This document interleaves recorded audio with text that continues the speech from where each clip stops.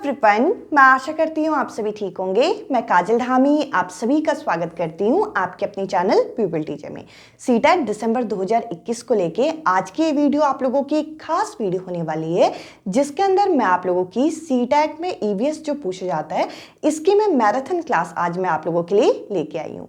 और आज की इस वीडियो में मैं आप लोगों के साथ जो हमारी क्लास 4th की ईवीएस की एनसीईआरटी की किताब है उसकी जो डिटेल समरी है, जिसके अंदर हम लोग पूरे 27 चैप्टर जो हमारी क्लास 4th की ईवीएस की किताब है उसके हम कंप्लीट कवर करने वाले हैं।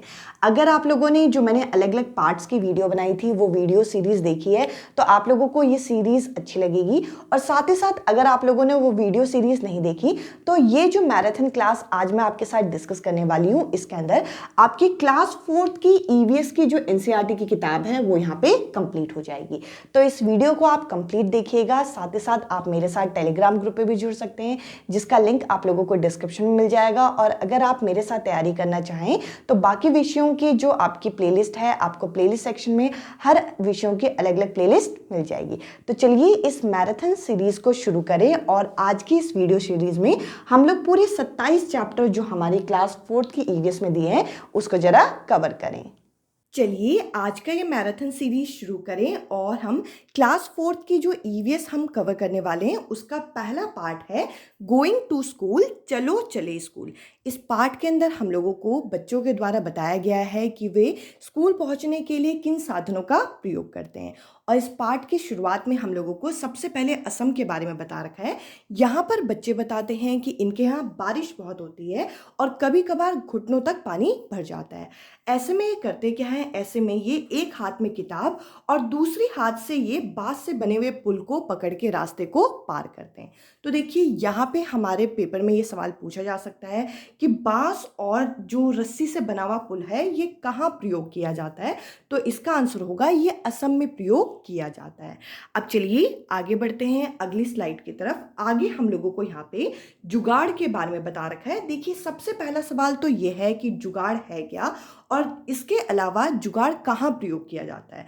तो देखिए ये बच्चे बताते हैं कि ये हमारी गाड़ी है जिसे जुगाड़ बोलते हैं। ये फटफट करके चलती है और अगर इसे आगे की तरफ से देखा जाए तो ये मोटर बाइक जैसी प्रतीत होती है और पीछे लकड़ी के फट्टे इस तरीके से बने होते हैं जिसमें बच्चे बैठ के स्कूल तक पहुंचते हैं। और ये जो जुगाड़ है इसका प्रयोग कहाँ किया जाता है, इसका प्रयोग गुजरात में किया जाता है। तो देखिए यहाँ पे हमारे 2 पॉइंट क्लियर हुए। जुगाड़ क्या है, जुगाड़ एक तरीके की गाड़ी है जो आगे से देखने में मोटर बाइक जैसी प्रतीत होती है और पीछे से लकड़ी का इस तरीके से बैठने के लिए ये बनाया गया है। और साथ ही साथ इसका प्रयोग कहाँ किया जाता है, इसका प्रयोग गुजरात में किया जाता है। अब चलिए आगे बढ़ते हैं। अब हम डिस्कस करेंगे बर्फ पर चलते बच्चे। तो देखिए यहाँ पे बच्चे बताते हैं, ये बच्चे कहाँ के हैं, उत्तर की पहाड़ियों के। तो देखिए उत्तर की पहाड़ियों के हमारे लिए एक पिक्चर यहाँ पे लगाई गई है जिसमें जो बच्चे हैं ये बर्फ पे चलते हुए दिखाई पड़ रहे हैं। उत्तर साइड क्या होता है, बर्फबारी बहुत ज़्यादा होती है। तो वहाँ देखा ये गया है कि बच्चों को स्कूल तक पहुँचने के लिए बर्फ पे चल के अपने स्कूल तक पहुँचना पड़ता है। और कई बारी तो इतनी ज़्यादा यहाँ पे बर्फ हो जाती है कि इनके पैर जो होते हैं वो बर्फ में धंस जाते हैं। तो बच्चे इस बारे में बताते हैं। यहाँ से हमें क्या पता चला कि ये जो बर्फबारी है ये किस जगह पे ज़्यादा हो रही है, उत्तर की पहाड़ियों में। अब चलिए आगे बढ़ते हैं अगली स्लाइड की तरफ। आगे हम लोगों को यहाँ पे लद्दाख के बारे में बता रखा है। देखिए लद्दाख में क्या प्रयोग किया जाता है, बच्चे स्कूल तक पहुँचने के लिए किस साधन का प्रयोग करते हैं। तो यहाँ पे हम लोगों के लिए एक पिक्चर भी लगाई गई है। तो देखिए ट्रॉली का प्रयोग जो है ये लद्दाख में किया जाता है। अब देखिए ये ट्रॉली क्या है इसको जरा समझते हैं। लद्दाख में ये जो ट्रॉली है इसका प्रयोग किया जाता है। और ट्रॉली क्या है, ये लकड़ी से बना एक झूला होता है जो कि पुली की मदद से सरकता है। और ये करता क्या है कि एक बारी में 4 से 5 बच्चों को नदी के एक छोर से दूसरे छोर में ले जाने का काम करता है। लकड़ी से बना हुआ एक झूला है जो कि कैसे सरकता है, ये देखिए यहाँ पे आपको दिख रहा होगा, ये पुली की मदद से सरकता है। और इस तरीके से बच्चे अपने स्कूल तक पहुँच जाते हैं। तो यहाँ से हमारे पेपर में क्या प्रश्न आ सकता है कि ट्रॉली कहाँ है, ट्रॉली क्या है और ट्रॉली कहाँ प्रयोग की जाती है। तो ट्रॉली लद्दाख में प्रयोग की जाती है। और ट्रॉली क्या है, ये लकड़ी से बना हुआ एक झूला है जो कि पुली की मदद से सरकता है। इसके अलावा आगे हम लोगों को यहाँ पे सीमेंट ब्रिज के बारे में बता रखा है। अब देखिए सीमेंट का ब्रिज कहाँ पे बनाया जाता है, तो आप यहाँ पे पिक्चर में देख सकते हैं, ये पानी के ऊपर बनाया जाता है। और ये किस चीज़ का बना होता है, ये सीमेंट, ईंटों और लोहे के सरियों से बना होता है। ये आमतौर से आपको शहरों में दिख जाएगा, जिसके ऊपर लोग पैदल भी चलते हैं और साथ ही साथ अगर ये सीमेंट के ब्रिज बड़े हों तो इसके ऊपर गाड़ी और वाहन भी चलते हैं। अब चलिए आगे बढ़ते हैं। इस पार्ट में हम लोगों को अलग अलग जगह में अलग अलग चीज़ें किस तरीके से प्रयोग की जाती हैं, ये चीज़ें हम लोगों को बता रखा है। इसके अलावा आगे अगर हम देखें तो यहाँ पे हमें वल्लम के बारे में बता रखा है, जो कि काफ़ी खास है। वल्लम है क्या और ये कहाँ प्रयोग की जाती है, सबसे पहले तो हम लोगों को ये पता होनी चाहिए। तो देखिए वल्लम क्या है, ये एक स्मॉल बोट होती है, यानी कि लकड़ी से बना हुआ एक छोटी सी नाव होती है, जो कि कहाँ प्रयोग की जाती है, ये केरल में प्रयोग की जाती है। और आप यहाँ पे देख सकते हैं कि ये स्कूल जाते हुए बच्चे यहाँ पे दिखा रखे हैं, जो कि केरल की ये फोटो है। इसमें बच्चे किस में बैठे हैं, ये वल्लम में बैठे हुए हैं और ये स्कूल जाने के लिए प्रयोग की जा रही है। अब चलिए आगे बढ़ते हैं। आगे अब हम डिस्कस करेंगे कैमल कार्ट के बारे में, यानी कि ऊंट गाड़ी के बारे में। ये जो ऊंट गाड़ी है इसका प्रयोग कहाँ किया जाता है, इसका प्रयोग राजस्थान में किया जाता है। अब देखिए यहाँ पे आप ये पिक्चर देख सकते हैं, ये आपको एनसीईआरटी की किताब में ये पिक्चर मिल जाएगी। यहाँ पे बच्चे बताते हैं हम रेगिस्तान में रहते हैं और यहाँ पे बता रखा है कि यहाँ पे दूर दूर तक अगर हम चीज़ों को देखें तो यहाँ पे रेत ही रेत दिखाई पड़ती है। और दिन के समय में ये जो रेत होती है बहुत ज़्यादा तपती है, ये तो हम लोगों को पता है। तो इसलिए इन्हें क्या करना पड़ता है, इन्हें स्कूल तक पहुँचने के लिए इन्हें ऊंट गाड़ी का सहायता लेनी पड़ती है। दिन के समय में ये रेत पे नहीं चल सकते, क्योंकि रेत जो होती है वो बहुत ज़्यादा गर्म हो जाती है।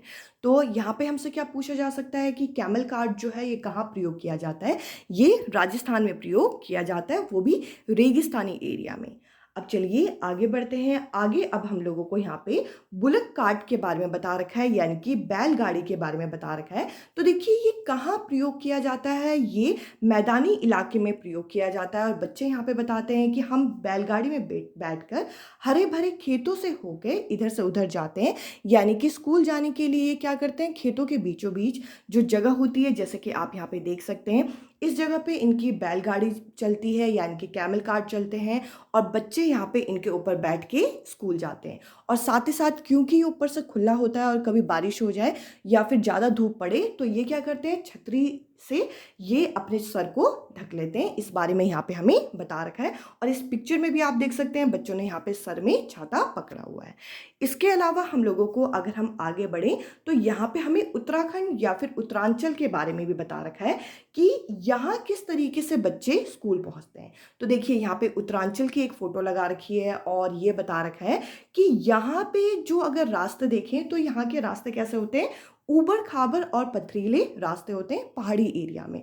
तो देखिए यहाँ पे वाहन द्वारा अगर तुम्हें एक जगह से दूसरी जगह जाना है तो ये तो संभव है नहीं, तो बच्चे क्या करते हैं, यहाँ पे पैदल चल के वे रास्ता को पार करते हैं। और साथ ही साथ ये बच्चे ये बताते हैं कि अगर जो लोग शहरों में रहते हैं उनके लिए तो ये मुश्किल है कि इतने ऊबड़ खाबड़ पथरीले रास्तों से जाया जाए, पर ये बच्चे बताते हैं कि हम आसानी से खेलते कूदते हम रास्ता पार करके पैदल चल के हम मीलों स्कूल तक पहुंच जाते हैं। तो देखिए यहाँ पे हमसे क्या सवाल पूछा जा सकता है कि जो पाथ है, यानी कि जो रास्ता है वो रॉकी और अनइवन, यानी कि ऊबड़ खाबड़ पथरीले रास्ते कहाँ पे देखे जाते हैं, तो पहाड़ी एरिया में ये देखे जाते हैं।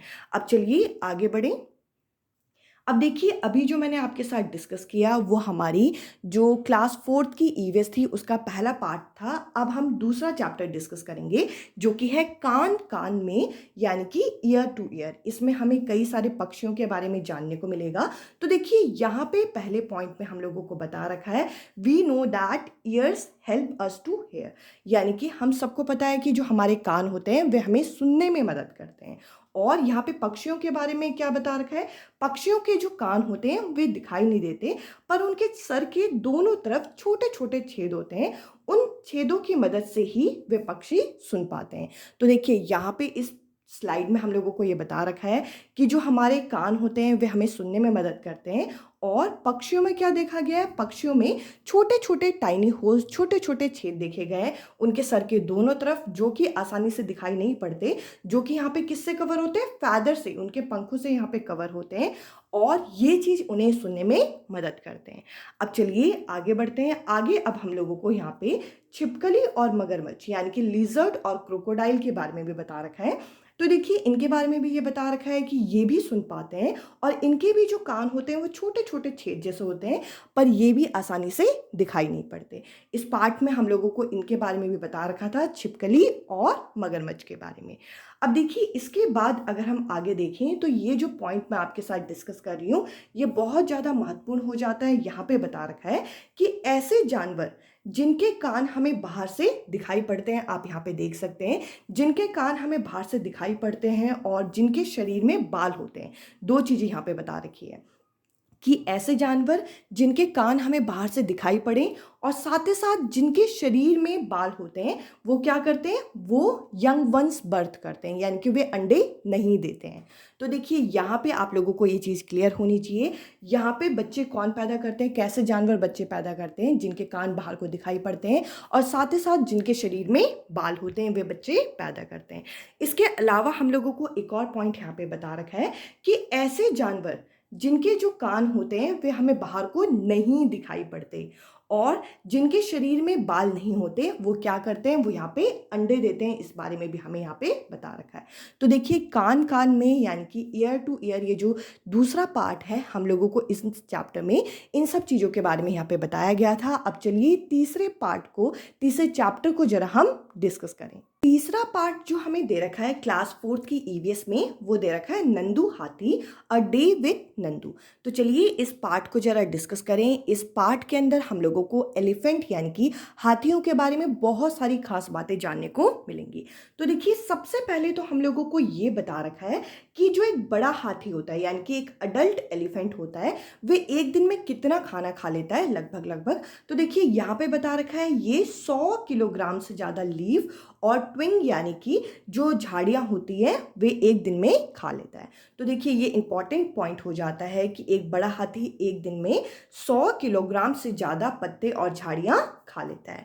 अब चलिए आगे बढ़ते हैं अगले पॉइंट की तरफ। और आगे हम लोगों को यहाँ पे बता रखा है जो एलिफेंट होते हैं, जो हाथी होते हैं, वे कितना सोते हैं। तो देखिए यहाँ पे बता रखा है जो एलिफेंट होते हैं वे लगभग पूरे दिन में वे 2 से 4 घंटे ही सोते हैं। वो खेलना कूदना ज़्यादा पसंद करते हैं, वे अपने शरीर को गीला रखना ज़्यादा पसंद करते हैं, तो वे सोना 2 से लेकर लगभग 4 घंटा ही पसंद करते हैं। इसके अलावा अगर हम आगे बढ़ें तो देखिए यहाँ पे हम लोगों को काफ़ी सारी चीज़ें और बताई गई हैं कि डू यू नो दैट, क्या आप जानते हैं कि जो एक अडल्ट एलिफेंट होता है वे क्या करता है, वे 100 किलोग्राम से ज़्यादा पत्तियां और झाड़ियां एक दिन में खा लेता है। साथ ही साथ यहाँ पे हम लोगों को एक और पॉइंट बता रखा है, जो एलिफेंट होते हैं, जो हाथी होते हैं, वे एक दिन में ज़्यादा आराम नहीं करते, वे लगभग अगर देखा जाए तो वे 2 से 4 घंटे ही एक दिन में सोते हैं। और साथ ही साथ आगे अगर हम देखें तो एलिफेंट के बारे में और क्या बता रखा है कि वे यहाँ पे खेलना पसंद करते हैं, किसके साथ, मड यानी कि मिट्टी और पानी के साथ। क्यों, क्योंकि ये जो मिट्टी होती है, जो मिट्टी वाला पानी होता है, एक तरीके से कीचड़ आप कह लीजिए, ये इनकी स्किन को कूल रखने का काम करता है और इनके जो बड़े बड़े कान होते हैं यहाँ पे ये इनके पंखों की तरह काम करते हैं। तो इस तरीके से ये इनको फ्लिप करते हैं यानी कि कान को हिलाते हैं, तो यहाँ पे इनके शरीर इस तरीके से यहाँ पे ठंडा रहता है। तो आमतौर पे हमें ये देखा गया है कि ये जो एलिफेंट होते हैं ये ज़्यादा आराम नहीं करते, हाथी ज़्यादा आराम नहीं करते, ये कीचड़ के साथ, मिट्टी और पानी के साथ खेलना पसंद करते हैं क्योंकि इससे इनका शरीर ठंडा रहता है। इस बारे में हमें यहाँ पे बता रखा है। अब चलिए आगे बढ़ते हैं। आगे यहाँ पे देखिए और इम्पॉर्टेंट पॉइंट हम लोगों को बता रखा है कि अगर हम एक झुंड को देखें, हाथियों के झुंड को देखें, तो उसके अंदर हम लोगों को कोई भी नर हाथी यानी कि कोई भी जो मेल एलिफेंट है वो नहीं मिलेगा। क्यों, ऐसा होता क्या है, यहाँ पे बता रखा है कि जो नर हाथी होते हैं, जो मेल एलिफेंट होते हैं, वे जब यहाँ पे 14 से 15 वर्ष तक के हो जाते हैं वे अपने झुंड को छोड़ के निकल जाते हैं। तो देखिए यहाँ पे बता रखा है कि किसी भी हाथियों के झुंड में जो यहाँ पे आप देखोगे तो यहाँ पे 14 से 15 वर्ष के बाद यहाँ पे हाथी जो होते हैं, नर हाथी, वो अपने झुंड को छोड़ देते हैं। और इस तरीके से इस पाठ में बता रखा है कि नंदू हाथी भी जब 14-15 वर्ष का होगा तब ये अपने झुंड को छोड़ के चला जाएगा। अब चलिए आगे बढ़ते हैं। आगे अब हम लोगों को यहाँ पे और क्या चीज़ें बता रखी है, तो देखिए यहाँ पे ये बता रखा है कि इस पार्ट में हम लोगों को एलिफेंट के हर्ड के बारे में, यानी कि जो हाथियों के झुंड है, इसके बारे में यहाँ पे पता चला। अगर हम देखें तो हाथियों के झुंड में होते कौन है फिर, देखिए नर हाथी तो जो 14-15 वर्ष के होते हैं वे निकल जाते हैं, ये हम लोगों ने अभी देखा। पर इसमें झुंड में कौन होते हैं, तो देखिए यहाँ पे बता रखा है कि अगर हम हाथियों के झुंड को देखें तो उसमें ज़्यादातर फीमेल यानी कि मादा और बेबी एलिफेंट यहाँ पे होते हैं। और साथ ही साथ अगर ये देखें कि इनके लीडर कौन होते हैं, तो यहाँ पे जो मादा होंगी, जो फीमेल होंगी एलिफेंट में, उनमें से जो सबसे ओल्डेस्ट होंगी वो उस झुंड की लीडर होती है। और यहाँ पे बता रखा है कि एक हर्ड के अंदर यहाँ पे देखा जाए तो 10 से 12 फीमेल एलिफेंट और उनके यंग वंस यहाँ पे होते हैं। और जैसे ही जो मेल एलिफेंट है, जो नर यहाँ पे हाथी हैं, वे 14 से 15 वर्ष के होते हैं, वे यहाँ पे झुंड को छोड़ के चले जाते हैं। और ऐसे ही यहाँ पे नंदू भी क्या करेगा, जब वो ओल्ड हो जाएगा, जब वो बड़ा हो जाएगा, वो इस झुंड को छोड़ के चला जाएगा। इसके बारे में हम लोगों को यहाँ पे बताया गया है। अब देखिए ये पार्ट यहाँ पे ख़त्म होता है। अब हम चौथे पार्ट को डिस्कस करते हैं, फोर्थ चैप्टर को डिस्कस करते हैं, जो कि है the story of Amrita, Amrita की कहानी। तो देखिए अमृता जिस गांव में रहती है उस गांव के लोगों को क्या बोला जाता है, उस गांव के लोगों को बिश्नोईज बोला जाता है। इस तरीके के हम लोगों को यहाँ पे पिक्चर लगा के दे रखी है। तो देखिए यहाँ पे बोल रखा है कि अमृता जो है एक गांव में रहती है और उस गांव के लोगों को क्या बोला गया, बिश्नोईज बोला गया।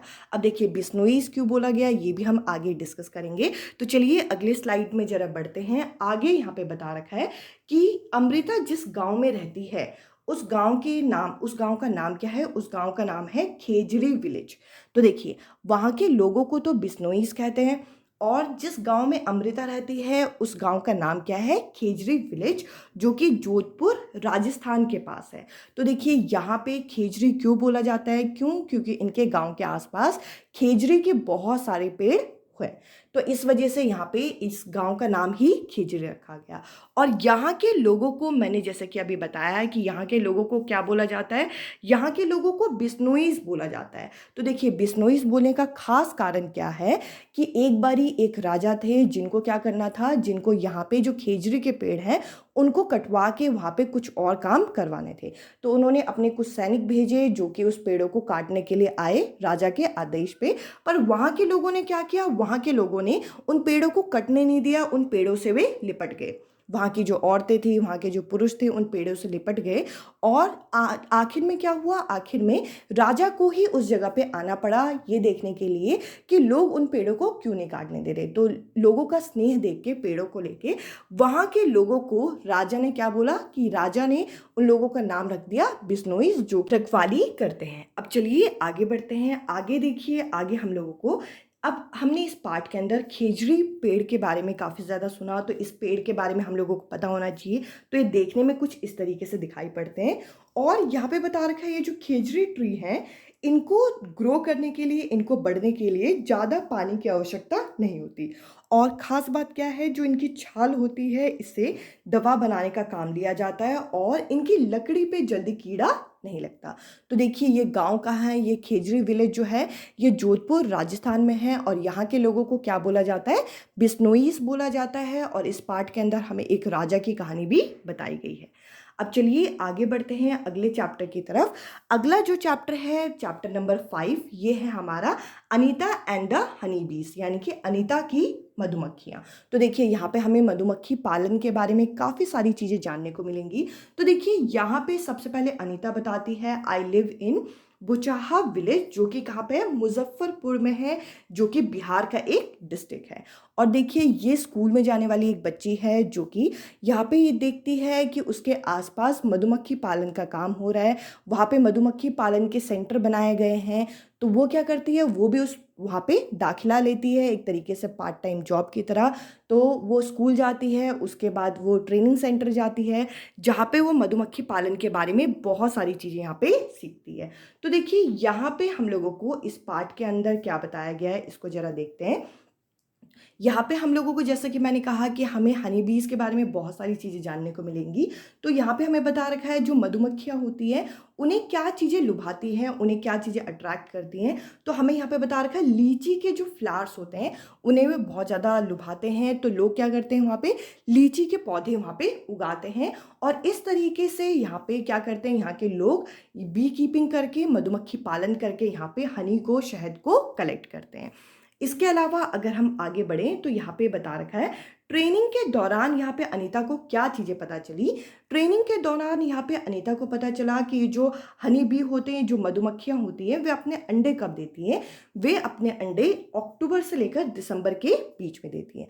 सबसे पहले हम लोगों को क्या पता चला, ये जो मधुमक्खियाँ हैं इनको क्या लुभाता है, इन्हें लीची के जो फ्लावर होते हैं, लीची के जो फूल होते हैं वो लुभाते हैं। और साथ ही साथ ये अंडे किस समय देते हैं, ये अक्टूबर से लेकर दिसंबर के बीच में ये अपने अंडे देते हैं। इसके अलावा अगर हम आगे बढ़ें तो देखिए आगे यहाँ पे बता रखा है कि अगर हम हर बीहाइव में देखें, यानी कि जो मधुमक्खी का जो पूरा झुंड होता है उसमें देखें, तो यहाँ पे हमें बता रखा है जो क्वीन बी होती है, जो रानी मधुमक्खी होती है, वे क्या करती है, वे अंडे देती है। और उस पूरे के पूरे हाइव में, यानी कि उस पूरे के पूरे छत्ते में कुछ यहाँ पे मेल होते हैं और ज़्यादातर जो बीज होती हैं, ज़्यादातर जो मधुमक्खियाँ होती हैं यहाँ पे क्या होती है, वर्कर बीज होती हैं।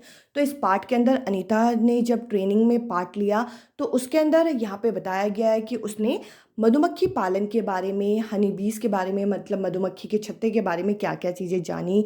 तो लीची के फ्लावर उन्हें अट्रैक्ट करते हैं, कौन से मौसम में वह अंडे देते हैं, और साथ ही साथ एक बिहाइव में, एक छत्ते में क्या क्या चीज़ें होती हैं। अब चलिए आगे अगले पार्ट को ज़रा डिस्कस करें। अगले जो 3 पार्ट हैं, यहाँ पे पार्ट 6, 7 और 8 जो है ये हमें ओमना के सफ़र के बारे में बताते हैं। ओमना जो है वो ट्रेन में बैठ के अपने नानी के घर तक जाती है। तो यहाँ पे बीच में वो क्या क्या चीज़ें जानने को उसको मिलती है, साथ ही साथ ट्रेन की टिकट में क्या क्या चीज़ें इन्फॉर्मेशन होती है। इसके अलावा यहाँ पे इनके बारे में और क्या क्या चीज़ें हमें डिटेल में बताइए, इसको ज़रा डिस्कस करते हैं।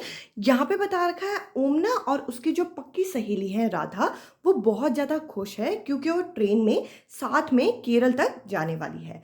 ओमना जो है वो अपनी नानी के घर तक जा रही है और राधा जो है वह अपने परिवार के साथ छुट्टियां मनाने जा रही है। और इनकी जो ट्रेन है वो एक रिजर्व टिकट है जो इनके अप्पा ने, यानी कि इनके जो फादर ने पहले से यहाँ पे रिजर्वेशन करा दिया है। इसके बाद अगर हम आगे बढ़ें तो यहाँ पे हम लोगों को ओमना का सफ़र कहाँ से शुरू हुआ इसके बारे में बताया गया है। तो ओमना का जो सफ़र है वो यहाँ पे गांधीधाम कच्छ से शुरुआत हुआ, जो कि गुजरात में है। तो देखिए इन्होंने जो ट्रेन पकड़ी वो कहाँ से पकड़ी, इनकी ट्रेन पकड़ी इन्होंने गांधीधाम कच्छ से, जो कि गुजरात पे है। और इसमें हमें यहाँ पे गुजरात के यहाँ पे खाने के बारे में भी कुछ बेसिक चीज़ें बताई गई हैं, क्योंकि जब वो रिजर्व ट्रेन की टिकट लेके आए हैं तो अपने साथ कुछ ना कुछ खाने को लेके आए होंगे। तो इस बारे में भी हम लोगों को यहाँ पे आगे बताया गया है और इस तरीके की स्टेशन की एक फ़ोटो यहाँ पे लगाई गई है इस पार्ट के अंदर। इसके अंदर अगर हम देखें तो यहाँ पे हम लोगों को 2 जगह के बारे में बता रखा है कि जो अहमदाबाद है और जो वलसाड़ है ये कहाँ है, गुजरात में है। और ये जा कहाँ रहे हैं, ये केरल की तरफ जा रहे हैं, यानी कि केरला की तरफ जा रहे हैं। तो केरला में भी एक जगह का नाम यहाँ पे मेंशन किया गया है जो कि है कोझिकोड। तो देखिए अगर हमारी परीक्षा में क्वेश्चन आता है कि कोझिकोड कहाँ है तो हमें पता होना चाहिए ये केरल में है, और साथ ही साथ अहमदाबाद और जो वलसाड़ है वो कहाँ है, वो गुजरात में है। ये चीज़ें हम लोगों को क्लियर होनी चाहिए।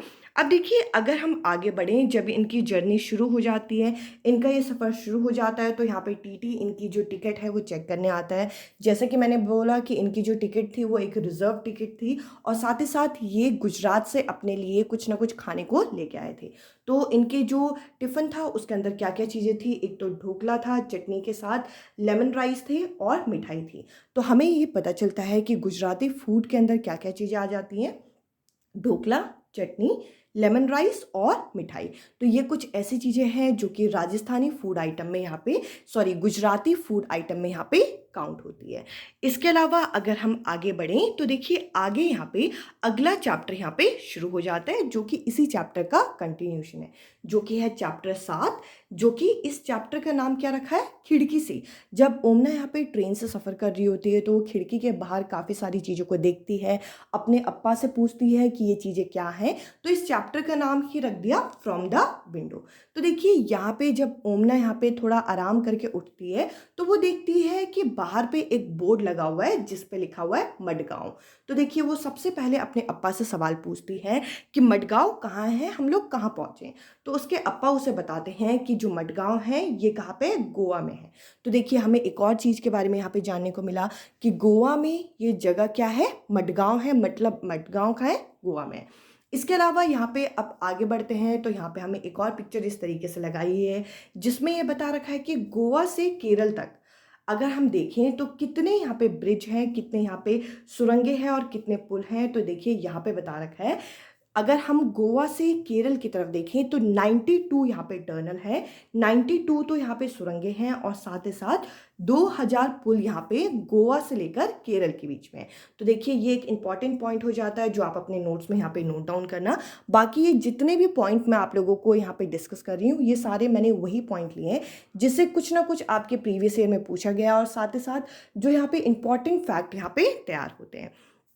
अब देखिए अगर हम यहाँ पे आगे बढ़ें तो यहाँ पे हम लोगों को भाषा के बारे में भी इस पार्ट में बताया गया है कि कौन कौन सी भाषा कहाँ कहाँ प्रयोग की जाती है, ये भी हमें पता होना चाहिए। जैसे कि यहाँ पे हमें मलयालम के बारे में बता रखा है। मलयालम जो है ये भाषा कहाँ प्रयोग की जाती है, ये केरला में प्रयोग की जाती है। इसके अलावा जो मराठी भाषा है ये कहाँ कहाँ प्रयोग की जाती है, ये महाराष्ट्र, गोवा, दमन द्वीप और नादर हवेली में ये प्रयोग की जाती है। इसके अलावा अगला है यहाँ पे कन्नड़। ये जो भाषा है ये कहाँ प्रयोग की जाती है, ये कर्नाटका, आंध्र प्रदेश और तमिलनाडु में प्रयोग की जाती है। इसके अलावा अगर हम देखें कोंकणी जो है ये कहाँ प्रयोग की जाती है, ये कर्नाटका, महाराष्ट्र और गोवा में प्रयोग की जाती है। और अगर हम गुजराती की बात करें तो गुजराती भाषा जो है कहाँ प्रयोग की जाती है, ये गुजरात में प्रयोग की जाती है। तो देखिए यहाँ पे हम लोगों को वो खास करके वो भाषाएं बताई गई हैं जो केरला में और गुजरात में प्रयोग की जाती है, क्योंकि इनका सफ़र इस बीच चला था और साथ ही साथ क्योंकि रास्ते के बीचों बीच गोवा भी आया था, तो ऐसी भाषाएं जो गोवा में भी प्रयोग की जाती हैं इस बारे में भी हमें यहाँ पे बताया गया। अब चलिए आगे बढ़ते हैं। आगे अब हम देखते हैं अगला पार्ट जो कि है चैप्टर नंबर 8 आपकी क्लास 4th की ईवीएस का, जिसका नाम है नानी के घर तक, यानी कि रीचिंग ग्रैंड मदर हाउस। अब ये जो ओमना है वो अपनी नानी के घर पहुंच गई है और घर पहुंचते पहुंचते भी उसको काफ़ी सारी चीज़ें यहाँ पे सीखने को मिलेंगी। इसको ज़रा डिस्कस करें। यहाँ पे अगर हम आगे बढ़ते हैं तो देखिए यहाँ पे सबसे पहले तो ओमना और ओमना का जो परिवार है वो यहाँ पे क्या करते हैं, वो ट्रेन से उतर जाते हैं क्योंकि वो यहाँ पे केरल पहुँच चुके हैं। और केरल जाने के लिए, उनके नानी के घर जाने के लिए उनको नदी को पार करना होता है। तो यहाँ पे वो नदी के छोर पे पहुँचते हैं तो किसी के पीछे से आवाज़ उसको सुनाई देती है, लो फेरी आ गई। तो देखिए यहाँ पे फेरी के बारे में हमें पता होना चाहिए कि फेरी क्या है। फेरी एक तरीके से बोट है, एक स्मॉल बोट या फिर आप कह लीजिए लार्ज बोट, आप कह लीजिए स्मॉल नहीं है, ये एक बड़ी सी बोट है जो कि केरल में प्रयोग की जाती है, जो कि नदी को पार करने के लिए प्रयोग की जाती है। तो देखिए यहाँ पे फेरी के बारे में बता रखा है कि फेरी क्या है। फेरी एक तरीके की नाव है जो आप पिक्चर यहाँ पे देख सकते हैं, जो कि नदी को पार करने के लिए लोगों को एक किनारे से दूसरे किनारे लेके जाती है। इसके बाद देखिए इन तीनों पार्ट में हम लोगों को यहाँ पे ट्रेन की जर्नी के बारे में बताया गया। तो देखिए हम लोगों को ये संभाविक है कि ट्रेन की टिकट में क्या क्या चीज़ें होती हैं ये भी हमें पता होना चाहिए। जैसे कि ट्रेन का नंबर किस जगह पे होता है, पीएनआर नंबर कहाँ पे होता है, ट्रेन में और क्या क्या चीज़ें दी गई होती हैं, इनको भी ज़रा डिस्कस करें। अगर हम एक ट्रेन की टिकट देखें तो हमें उसमें क्या क्या चीज़ें देखने को मिलेंगी। तो देखिए आप यहाँ पे देख सकते हैं, हमें बहुत सारी बारीक बारीक चीज़ें यहाँ पे देखने को मिलेंगी। सबसे पहले ट्रेन का नंबर क्या है आप यहाँ पे देख सकते हैं, इसको यहाँ पे सर्कल किया गया है। साथ ही साथ वो ट्रेन किस तिथि में चलने वाली है, यानी कि यहाँ पे डेट हमें दे रखी होती है। वो कितने किलोमीटर तक चलने वाली है, यानी कि आपकी जर्नी कितने लंबी होने वाली है। साथ ही साथ आप जो ट्रेन में यहाँ पे ट्रैवल कर रहे हो उसके अंदर कितने अडल्ट यानी कि कितने वयस्क और कितने बच्चे होने वाले हैं, ये भी यहाँ पे इस जगह पे बताया गया है। इसके अलावा अगर हम आगे बढ़ें तो यहाँ पे आपका टिकट नंबर और साथ ही साथ यहाँ पे आप देख सकते हैं ये जो टिकट नंबर है यहाँ पे ये मेंशन किया गया है। और इसके अलावा यहाँ पे इस साइड में यहाँ पे आपको अपना PNR नंबर यहाँ पे मिल जाएगा। इसके अलावा अगर हम और आगे बढ़ें तो यहाँ पे आपका कोच क्या होगा, यहाँ पे आपकी क्लास क्या होगी, और यहाँ पे बीचों बीच यहाँ पे इस तरीके से लिखा जाता है कि ये जो जर्नी है वो किस तरीके की टिकट है। ये एक रिजर्व टिकट है तो यहाँ पे रिजर्वेशन टिकट लिखा हुआ है। इसके अलावा आपकी सीट और बर्थ नंबर यहाँ पे लिखा होगा। इसके अलावा यहाँ पे आपका जो लिंग है यानी कि सेक्स है, और साथ ही साथ एज जो है यहाँ पे इस तरीके से मेंशन होगी। और साथ ही साथ आपकी ये जो टिकट है वो कितने की है वो भी यहाँ पे इस जगह पे मेंशन होगा। तो ये कुछ बेसिक चीज़ें होती हैं जो हमारी एक ट्रेन की टिकट में यहाँ पे मेंशन होती है। और सीटेट की परीक्षा में ये क्वेश्चन पहले पूछा हुआ है कि एक ट्रेन की टिकट में इनमें से क्या क्या चीज़ें दी होती हैं, तो आपको ये डिटेल में अच्छी तरीके से यहाँ पे पता होना चाहिए। अब चलिए आगे बढ़ते हैं, अगले पार्ट को ज़रा डिस्कस करें। हम समझेंगे अगला चैप्टर जो कि है चैप्टर नंबर 9 हमारी क्लास 4th की EVS की किताब का, जो कि है चेंजिंग फैमिलीज यानी कि बदलते परिवार। अब देखिए परिवार के बदलने का क्या क्या कारण होता है, अब इस चैप्टर में हम लोगों को ये चीज़ पता चलेगी। तो देखिए परिवार के आकार में जो परिवर्तन के कारण हैं, यहाँ पे हम लोगों को 3 मुख्य कारण यहाँ पे बता रखे हैं। सबसे पहले अगर आपके परिवार में कोई नन्हा मेहमान आ जाए तो क्या होगा, आपके परिवार में एक नया सदस्य बढ़ जाएगा, तो इस तरीके से आपके परिवार का आकार यहाँ पे बदल सकता है। तो यहाँ पे हमें इस पार्ट के अंदर 2 अलग अलग पिक्चर दिखा रखी है। एक यहाँ पे दिखा रखा है कि एक परिवार जो है वो हॉस्पिटल के अंदर की तरफ जा रहा है, और दूसरे पिक्चर में यहाँ पे दिखा रखा है कि एक नन्हा मेहमान इनके घर में आ गया। तो इस तरीके से हमारे परिवार का आकार जो है यहाँ पे बदल जाता है। ये यहाँ पे हमें पहला कारण इस तरीके से बताया गया है। अगर हम इस पार्ट में आगे बढ़ें तो यहाँ पे बता रखा है तबादला हो जाना या फिर आप कह लीजिए बदली हो जाना। तो देखिए अगर आपका परिवार जो है एक जॉइंट फैमिली है और उसमें से अगर किसी जो वर्किंग पर्सन का यहाँ पे तबादला हो जाए, ट्रांसफ़र हो जाए, तो क्या होता है वो परिवार यहाँ पे एक तरीके से न्यूक्लियर परिवार यानी कि छोटे परिवारों में यहाँ पे बढ़ जाता है, क्योंकि वो अपने जो पत्नी होगी, जो वाइफ होगी और बच्चों को लेके वो किसी और जगह यहाँ पे शिफ्ट हो जाते हैं। तो ये भी एक कारण हो सकते हैं कि परिवार का जो आकार होता है वे बदल जाता है। और साथ ही साथ अगर हम देखें तो पढ़ाई लिखाई के लिए भी आज के समय में बच्चे जो हैं वो एक शहर से दूसरी जगह जाते हैं, तो इस तरीके से भी परिवार के आकारों में बदलाव देखा जा रहा है। इसके अलावा जो तीसरा और महत्वपूर्ण कारण यहाँ पे हम लोगों को बता रखा है, शादी होना।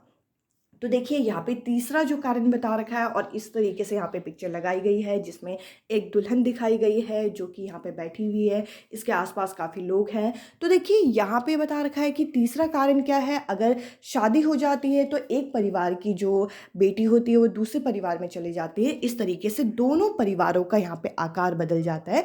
तो ये कुछ कारण बता रखे हैं चेंजिंग फैमिलीज़ के, यानी कि परिवारों के बदलने के। और इस पार्ट में हम लोगों को इतना ही बताया गया था। इसके बाद हम लोगों को अगला जो चैप्टर दे रखा है वो दे रखा है चैप्टर नंबर 10 यानी कि 10वां पार्ट है, जो कि है हु तू तू हु तू तू। इस पार्ट में अगर आप देखेंगे तो ये जो शब्द है ये कबड्डी खेल में प्रयोग किए जाते हैं। तो यहाँ पे हमें कबड्डी के बारे में काफ़ी सारी चीज़ें जानने को मिलेंगी, और साथ ही साथ एक महत्वपूर्ण शख्स के बारे में भी हमें इस पार्ट के अंदर जानने को मिलेगा। तो इस पार्ट की शुरुआत में इस तरीके से दिखा रहे हैं कि जो बच्चे हैं वो जो बच्चियां हैं वो इस तरीके से यहाँ पे कबड्डी खेल रही हैं, आप यहाँ पे देख सकते हैं। और यहाँ पे हमें कबड्डी खेल के बारे में क्या चीज़ें बता रखी हैं ये ज़रा देखते हैं कि प्रत्येक जो टीम होती है कबड्डी की उसमें कितने यहाँ पे प्लेयर होते हैं। इसमें यहाँ पे 12 यहाँ पे प्लेयर होते हैं, जिसमें से जो 7 प्लेयर होते हैं, 7 खिलाड़ी जो होते हैं वो ग्राउंड में एक समय में खेल रहे होते हैं, यानी कि मैदान में वो एक समय में खेलते हैं। और जो बाकी 5 होते हैं वो यहाँ पे क्या होते हैं, वो विकल्प के तौर पे वहाँ पे बैठे होते हैं। अगर किसी को चोट लग जाए या फिर कोई प्रेजेंट ना हो तो उनकी जगह पे वहाँ पे वैकल्पिक वो रहते हैं। तो इस तरीके से हमें पता चला कि कबड्डी के खेल में कितने प्लेयर एक टीम में होते हैं। एक टीम में 12 खिलाड़ी होते हैं, जिसमें से 7 वहाँ पे खेल रहे होते हैं और जो 5 होते हैं वो यहाँ पे विकल्प के तौर पे होते हैं। इसके अलावा अगर हम आगे बढ़े, जैसा कि मैंने कहा था इस पार्ट में हमें यहाँ पे एक महत्वपूर्ण शख्स के बारे में जानने को मिलेगा। और हमारी जो सीटेट की परीक्षा है इसमें हमसे प्रीवियस ईयर इनके बारे में पूछा गया था कि एक वेट लिफ्टर हैं जिनका नाम बताइए, जो हमारी NCERT की EVS में हमें मेंशन है। वेट लिफ्टर हैं हमारी कर्णम मल्लेश्वरी। तो देखिए कर्णम मल्लेश्वरी के बारे में सबसे पहले तो हमें ये बताया गया कि ये कौन से खेल से संबंध रखती हैं, ये वेट लिफ्टिंग से संबंध रखती हैं। और ये कहाँ की रहने वाली है, ये आंध्र प्रदेश की रहने वाली हैं और इनके जो पिताजी हैं वे पुलिस में हवलदार हैं। और जब वे 12 वर्ष की थी तभी से इन्होंने अपने जो वजन उठाने का अभ्यास करना शुरू कर दिया गया था। और ये एक बारी में कितना यहाँ पे वजन उठा लेती हैं, ये एक बारी में यहाँ पे 130 किलोग्राम जितना वजन उठा लेती हैं। और कर्णम ने भारत के बाहर जो है वो 29 मेडल अभी तक जीते हैं। साथ ही साथ उनकी जो 4 बहनें हैं वो भी वजन उठाने का अभ्यास ही करती हैं। तो देखिए इनके बारे में हमें काफ़ी सारी चीज़ें यहाँ पे जानने को मिली कि कर्णम मल्लेश्वरी कौन है, ये कौन से खेल से संबंध रखती है, ये कहाँ से बिलोंग करती है, साथ ही साथ इनके परिवार वाले, इनके घर वाले क्या क्या काम करते हैं। इसके अलावा अगर हम आगे बढ़ें तो अगला जो पार्ट है वो है हमारा चैप्टर नंबर 11, जिसमें हमें फुलवारी के बारे में बता रखा है। तो देखिए फुलवारी के बारे में हम लोगों को यहाँ पे क्या चीज़ें बता रखी हैं। तो यहाँ पे सबसे पहले अगर आप इस पार्ट की 2-3 लाइन यहाँ पे पढ़ोगे तो यहाँ पे काफ़ी सारी आपको इंपॉर्टेंट जानकारी मिलेगी। तो यहाँ पे बता रखा है कि उत्तरांचल के पहाड़ों में एक ऐसी जगह है जहाँ फूल ही फूल है और जिसे यहाँ पे क्या कहा जाता है, फूलों की घाटी या फिर आप कह लीजिए फुलवारी कहा जाता है। तो देखिए ये जो फुलवारी जो पार्ट है ये किससे संबंधित है, ये यहाँ पे उत्तरांचल के पहाड़ों के बीच में जहाँ पे एक ऐसी घाटी है जहाँ पे फूल ही फूल मिलते हैं, ये इससे संबंध रखता है। इसके अलावा अगर हम यहाँ पे आगे बढ़ें तो देखिए यहाँ पे हम लोगों को द वैली ऑफ फ्लावर यानी कि फुलवारी को ही यहाँ पे इंग्लिश में इस पार्ट का नाम द वैली ऑफ फ्लावर यहाँ पे रखा गया है। इसके बारे में जो अभी मैंने आपके साथ डिस्कस किया कि कहाँ ये उत्तरांचल के पहाड़ों में है और ये एक ऐसी जगह है जहाँ पे हर जगह हमें क्या मिले, हर जगह हमें फूल ही फूल मिलते हैं और इसी वजह से इस घाटी को क्या कहा जाता है, फूलों की घाटी कहा जाता है। इसके अलावा अगर हम आगे बढ़ें तो देखिए आगे यहाँ पे हमें मधुबनी पेंटिंग के बारे में काफ़ी सारी चीज़ें बता रखी हैं जो कि हमारे पेपर पॉइंट ऑफ व्यू से बहुत ज़्यादा महत्वपूर्ण हो जाती हैं। और यहाँ पे आप देख सकते हैं मधुबनी पेंटिंग किस तरीके से होती है, यहाँ पे ये लगाई गई है। तो देखिए सबसे पहले तो ये देखते हैं कि मधुबनी है क्या। यहाँ पे हम लोगों को बता रखा बिहार में मधुबनी नाम का एक जिला है, बिहार के एक जिले का नाम ही है मधुबनी। यहाँ क्या किया जाता है, यहाँ त्योहारों में और खुशी के मौके पे ये घर के दीवारों और आंगन में इस तरह के चित्र बनाते हैं और इसी वजह से इस पेंटिंग का नाम, इस चित्रकला का नाम क्या रख दिया गया, मधुबनी रख दिया गया। तो मधुबनी क्या है, मधुबनी बिहार का एक जिला है और यहाँ पे हम लोगों को बताया गया है कि ये जो मधुबनी पेंटिंग है ये किस तरीके से की जाती है। ये चित्र क्या किया जाता है, चावल को पहले, चावल के घोल में चावल को पहले पीसा जाता है और चावल के जो पीसे हुए आपके चावल के जो दाने होते हैं उनको जो पीस के जो घोल बनाया जाता है उसमें यहाँ पे रंगों को मिलाया जाता है। तो देखिए यहाँ पे चावल के दानों को पहले पीसा गया और उसके बाद उनमें रंगों को मिला के इस तरीके की जो चित्रकला है, इस तरीके की पेंटिंग जो है वो की गई है। और साथ ही साथ अगर हम देखें ये जो रंग होते हैं ये भी खास तरीके से बनते हैं और इनको बनाने के लिए नील, हल्दी, फूल, यहाँ पे पेड़ों के रंग, ये सब चीज़ों का इस्तेमाल किया जाता है, यानी कि नेचुरल चीज़ों का प्रयोग करके इन चित्रकला को बनाई जाती है। और इस चित्रकला में क्या क्या चीज़ें बनाई जाती है, या तो यहाँ पे जानवर बनाते हैं, या तो यहाँ पे पक्षी को बनाया जाता है, साथ ही साथ या तो इंसानों की एक तरीके से आकृति बनाई जाती है और या फिर यहाँ पे पत्ते या फिर फूल इस तरीके से बनाए जाते हैं। यहाँ पे हम लोगों को इस चित्रकला से ये सब चीज़ें पता चली। तो देखिए मधुबनी पेंटिंग के बारे में हमने काफ़ी सारी चीज़ें जानी कि ये क्या है, ये बिहार के एक ज़िले में प्रयोग की जाती है। साथ ही साथ इसको कहाँ पे प्रयोग किया जाता है, खुशी के मौके में यहाँ पे घर के आंगन, दीवारों में इस तरीके की चित्रकला की जाती है। चावल के घोल में रंगों को मिला के ये चित्रकला की जाती है। इसके अलावा अगर हम आगे बढ़ें तो देखिए यहाँ पे हम लोगों को कन्नौज डिस्ट्रिक्ट के बारे में बता रखा है। कन्नौज डिस्ट्रिक्ट जो है वो उत्तर प्रदेश में है, जो कि फेमस है अपने कार्य के लिए। और ये किस तरीके का कार्य करता है, यहाँ पर ट्रक लोड करके फ्लावर को लेके आया जाता है अगल बगल वाले एरिया से, जहाँ पे ये क्या किया जाता है, यहाँ पे रोज़ वाटर, इसके अलावा केवड़ा वाटर और इस तरीके की चीज़ें यहाँ पे प्रिपेयर की जाती है, इस तरीके की चीज़ें यहाँ पे बताई जाती है, हमें इस पार्ट के अंदर बताया गया। इसके अलावा इस पार्ट की बिल्कुल एंड में हम लोगों को यहाँ पे दादी माँ का नुस्खा भी बताया गया है। जैसा हम लोगों को पता है कि सर्दियों का मौसम जब पास आता है तो हमारे हाथ पैर जो है, त्वचा जो है वो फटने लग जाती है। तो दादी माँ का एक नुस्खा हम लोगों को यहाँ पे बताया गया है कि अगर हम गुलाब जल में ग्लिसरीन बराबर मात्रा में मिलाएं और उसमें कुछ नींबू के रस को अगर हम डाल के अपनी त्वचा पे लगाते हैं तो इससे हमारी त्वचा जो है वो निखरती है, हमारी त्वचा जो है वो सर्दियों में नहीं फटती। हमें इन पाठों में ये सब चीज़ें बताई गई। अब चलिए आगे के जरा चैप्टर्स को डिस्कस करें। अब हम समझेंगे चैप्टर नंबर 12 जो कि है चेंजिंग टाइम्स, यानी कि इस चैप्टर को हम लोग कैसे कैसे बदले घर के नाम से भी जान सकते हैं। समय के साथ घरों में किस तरीके से बदलाव आए इस पार्ट में हमें जानने को मिलेगा। तो देखिए इस पार्ट के अंदर हम लोगों को यहाँ पे बता रखा है, शुरुआत में यहाँ पे बोल रखा है ये जो कहानी है ये कौन बता रहे हैं, ये चेतन दास बता रहे हैं। और बहुत समय पहले ये बताते हैं कि मैं भी तुम जैसे बच्चों को यहाँ पे पढ़ाया करता था और अपनी जो बहुत सारा समय है मैं लिखने में व्यतीत करता था जब मैं यंग था, मतलब अपने आसपास की चीज़ों के बारे में लिखता था। और आज मैं तुम्हारे साथ ये सब चीज़ें शेयर करने वाला हूँ। तो देखिए यहाँ पे हम लोगों को बता रखा है कि इस पार्ट के अंदर कि लोग किस तरीके से मूव किए। तो यहाँ पे बता रखा है कि जब ये 9 वर्ष के थे, ये यहाँ पे क्या किया था इन्होंने, ये पाकिस्तान से इधर मूव होके आ गए थे, इस बारे में यहाँ पे बता रखा है। तो यहाँ पे हम लोगों को एक पिक्चर भी दिखा रखी है ट्रेन से इधर की तरफ आते हुए। और इस पार्ट के अंदर हम लोगों को यहाँ पे अगर हम आगे बढ़ें तो ये देख रखा है कि पहले के समय में गांव में किस तरीके के घर होते थे। पहले जो होते थे घर वो पक्के कच्चे मकान होते थे और उसके बाद यहाँ पे क्या हुआ, धीरे धीरे पक्के मकान बनने लगे। और यहाँ पे इन्होंने बताया है कि जो उनके अब्बा अम्मा हैं और उनके जो यंगर ब्रदर है सिस्टर हैं वो ट्रेन से जब बाहर निकले तो वो दिल्ली पहुँचे। जैसे कि मैंने कहा कि ये पाकिस्तान से इनका सफ़र शुरू हुआ और ये दिल्ली की तरफ आए। और इसके बाद इन्होंने क्या किया, इन्होंने देखा जो पूरी कंट्री थी वो दो अलग अलग टुकड़ों में यहाँ पे बट गई थी, इंडिया और पाकिस्तान। बहुत सारे लोग जो थे वो पाकिस्तान से इंडिया की तरफ मूव हो गए थे और यहाँ पे आके अपना बसेरा बनाने लगे थे। तो शुरुआत में इन्होंने क्या किए, बड़े बड़े टेंट वगैरह बनाने लगे बड़े बड़े ह्यूज ग्राउंड में। तो इसके बारे में हम लोगों को यहाँ पे बता रखा है। और लोगों ने फिर नए घर किस तरीके से बनाए, तो यहाँ पे बताते हैं कि जब ये 9 वर्ष के थे, जैसे कि हमने कहा ये पाकिस्तान से इंडिया आ गए थे और साथ ही साथ इनके जो अब्बा हैं यहाँ पे ये वॉल को बना रहे हैं, ये दीवारों को इस तरीके से बना रहे हैं और बाकी जो बच्चे हैं वो उनके हेल्प कर रहे हैं। और अम्मा जो है यहाँ पे सीमेंट को यहाँ पे बनाने में यहाँ पे हेल्प कर रही हैं, इस बारे में यहाँ पे बताया गया।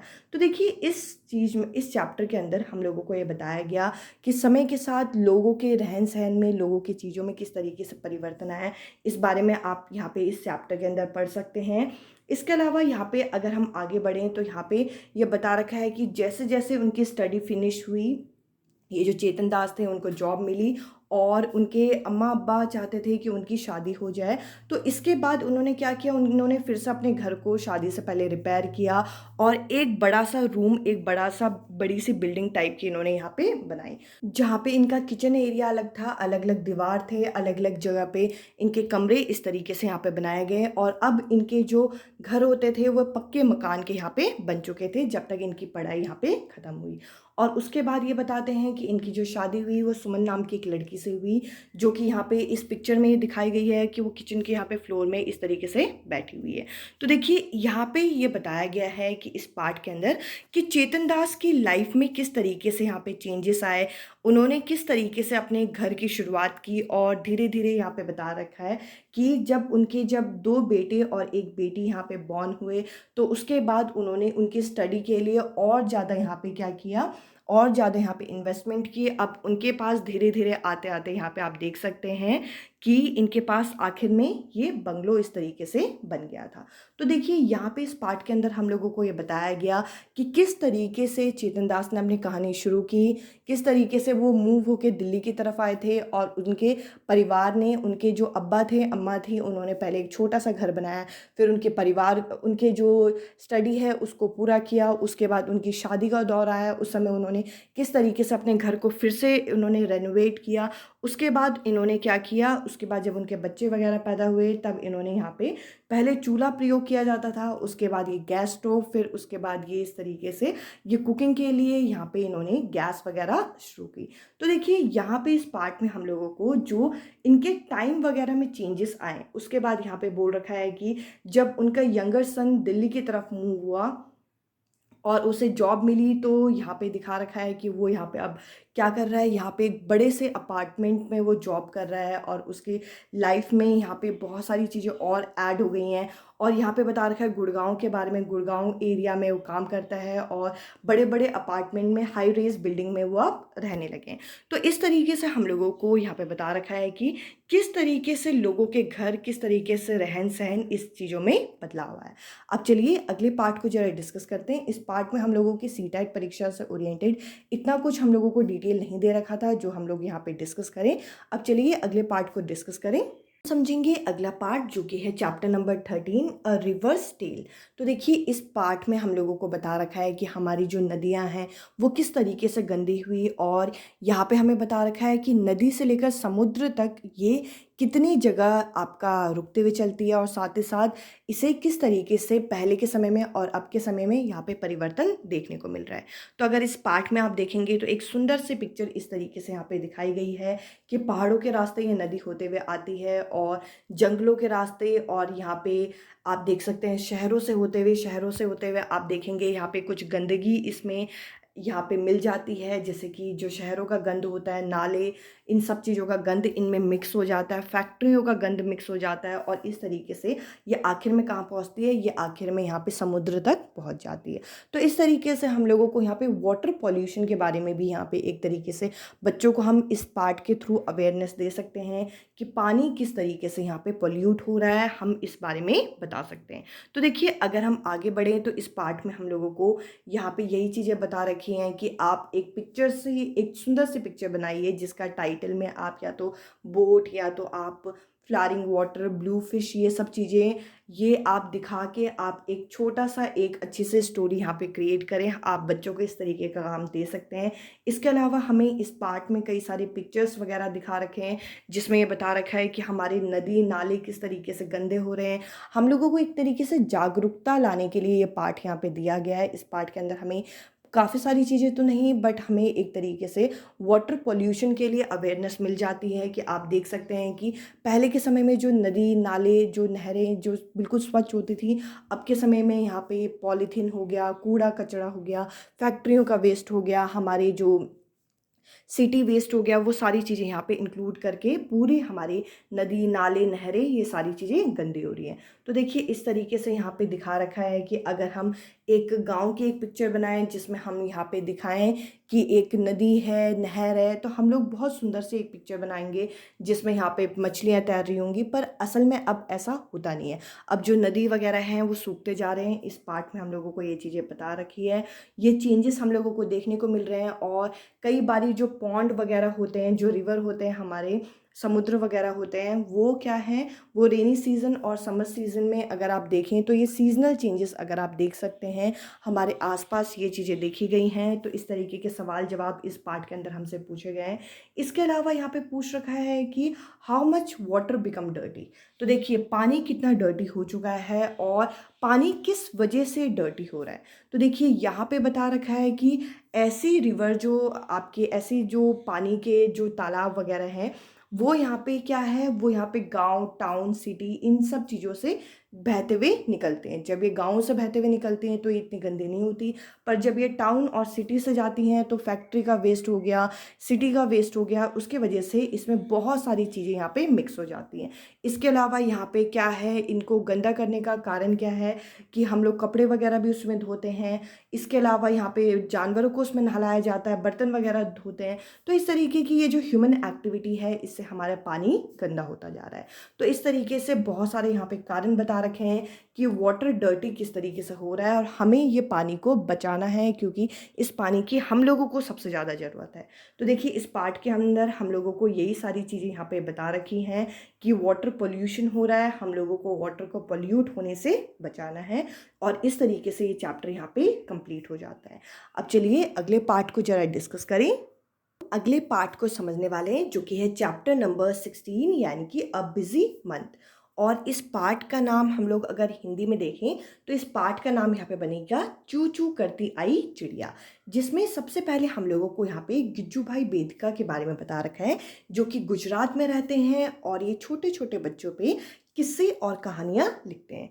और ये एक दिन जब खिड़की के बाहर देखते हैं तो इन्हें कई सारी चिड़िया दिखाई देती है। तो इस पाठ में हमें कई सारी चिड़ियाओं के बारे में यहाँ पे बता रखा है। तो इस तरीके से ये पाठ शुरू हुआ। इसके अलावा अगर हम आगे बढ़ें तो देखिए यहाँ पे हमें सबसे पहले इन्होंने कोयल को देखा और कोयल के बारे में इन्होंने हमें क्या चीज़ें यहाँ पे बताई। इन्होंने यहाँ पे बताया कि कोयल जो है ये अपने अंडे खुद यहाँ पे संभाल के नहीं रखती। ये क्या करती है, कोयल जो है ये अपने अंडे क्रो के नेस्ट में यानी कि कौवे के घोंसले में डाल देती है और कौवे को लगता है कि ये उसी का अंडा है और वे अपने अंडों के साथ उस अंडे की भी देखभाल करता है। अब चलिए आगे बढ़ते हैं। इसके अलावा हम लोगों को यहाँ पे बता रखा है जो बर्ड्स होती हैं, जो चिड़िया होती हैं, वे घोंसले कब और क्यों बनाती हैं। तो देखिए जो हमारी जो चिड़ियाएँ होती हैं ये घोंसले तब बनाती हैं जब ये अंडे देने वाली होती हैं। तो यहाँ पे हम लोगों को पता चला जो घोंसले हैं वो इसलिए बनते हैं ताकि उनके अंडे जो हैं वो संभाल के रख सके और साथ ही साथ जैसे ही उनके जो अंडे होते हैं वो हैच हो जाते हैं और चिक्स यानी कि उनके जो छोटे बच्चे होते हैं वो उसमें से फूट के निकल जाते हैं और वो ग्रो कर जाते हैं यानी कि बड़े हो जाते हैं, तो वह अपने घोंसले को छोड़ के वे उड़ जाते हैं। तो देखिए घोंसला बनाने का जो कार्य है वो इसलिए किया जाता है ताकि उनके अंडों को वो संभाल के रख सके। इसके अलावा अगर हम आगे बढ़ें तो आगे यहाँ पे हमें वेवर पक्षी के बारे में बता रखा है। आप यहाँ पे देख सकते हैं, इसकी पिक्चर यहाँ पे लगाई गई है और इनके बारे में क्या खास बात यहाँ पे बताई गई है।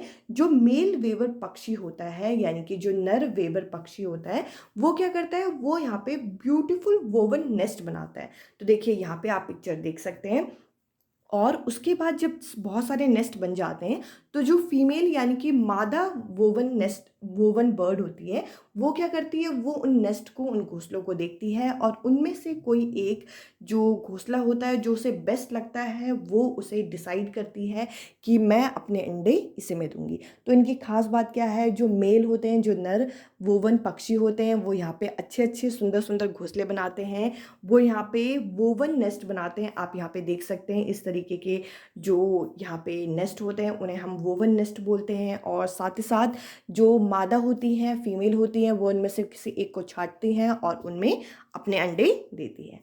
इसके अलावा अगर हम आगे बढ़ें तो इस पार्ट में हम लोगों को कई सारी पिक्चर यहाँ पे दिखा रखी है बर्ड्स के यानी कि पक्षियों के जो पैर होते हैं वो, और उनके जो पक्षियों के पैर होते हैं वो उनकी नीड्स यानी कि ज़रूरतों के अनुसार होते हैं, जैसे कि स्विमिंग करने के लिए, इसके अलावा जैसे ब्रांचेस को, जो पेड़ों की टहनियाँ हैं उनको पकड़ने के लिए, या फिर शिकार करने के लिए, या फिर आप कह लीजिए चलने के लिए, या फिर पेड़ों से उल्टा लटकने के लिए, किस तरीके के पेड़ यहाँ पैरों को यहाँ पे प्रयोग किया जाता है यहाँ पे हमें पिक्चर्स में दिखाया गया है।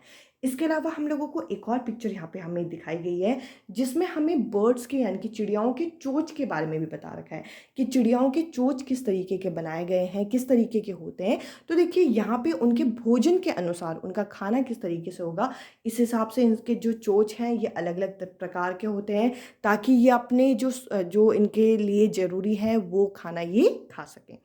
अब देखिए इसके अलावा अगर हम आगे बढ़ें तो आगे यहाँ पे हमें जानवरों के दांत के बारे में भी बता रखा है। जैसे सबसे पहले हम लोगों को यहाँ पे काऊ यानी कि गाय के बारे में बता रखा है।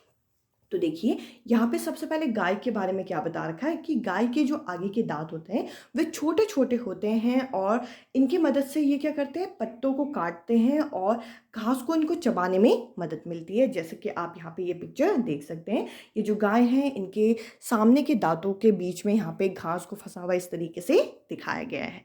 इसके अलावा अगर हम आगे बढ़ें तो देखिए यहाँ पे हम लोगों को जानवरों के दांत में अगला यहाँ पे बता रखा है कैट यानी कि बिल्ली के बारे में।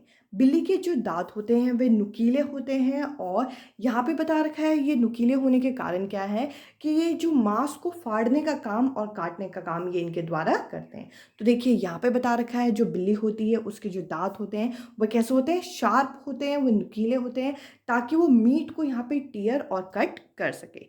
इसके अलावा अगर हम आगे बढ़ें, इसके बाद हम लोगों को यहाँ पे सांप के बारे में, स्नेक के बारे में बता रखा है। तो देखिए यहाँ पे अगर हम सांप के दांत के बारे में देखें तो देखिए सांप के जो दांत होते हैं वो नुकीले होते हैं और यहाँ पे एक चीज़ और बता रखा है, वे अपने शिकार को कभी भी चबाते नहीं हैं, वे सीधा क्या करते हैं, उनको निगल जाते हैं, वो पूरा का पूरा स्वॉलो करते हैं, यानी कि निगलते हैं, वो कभी भी उसे चबाते नहीं हैं।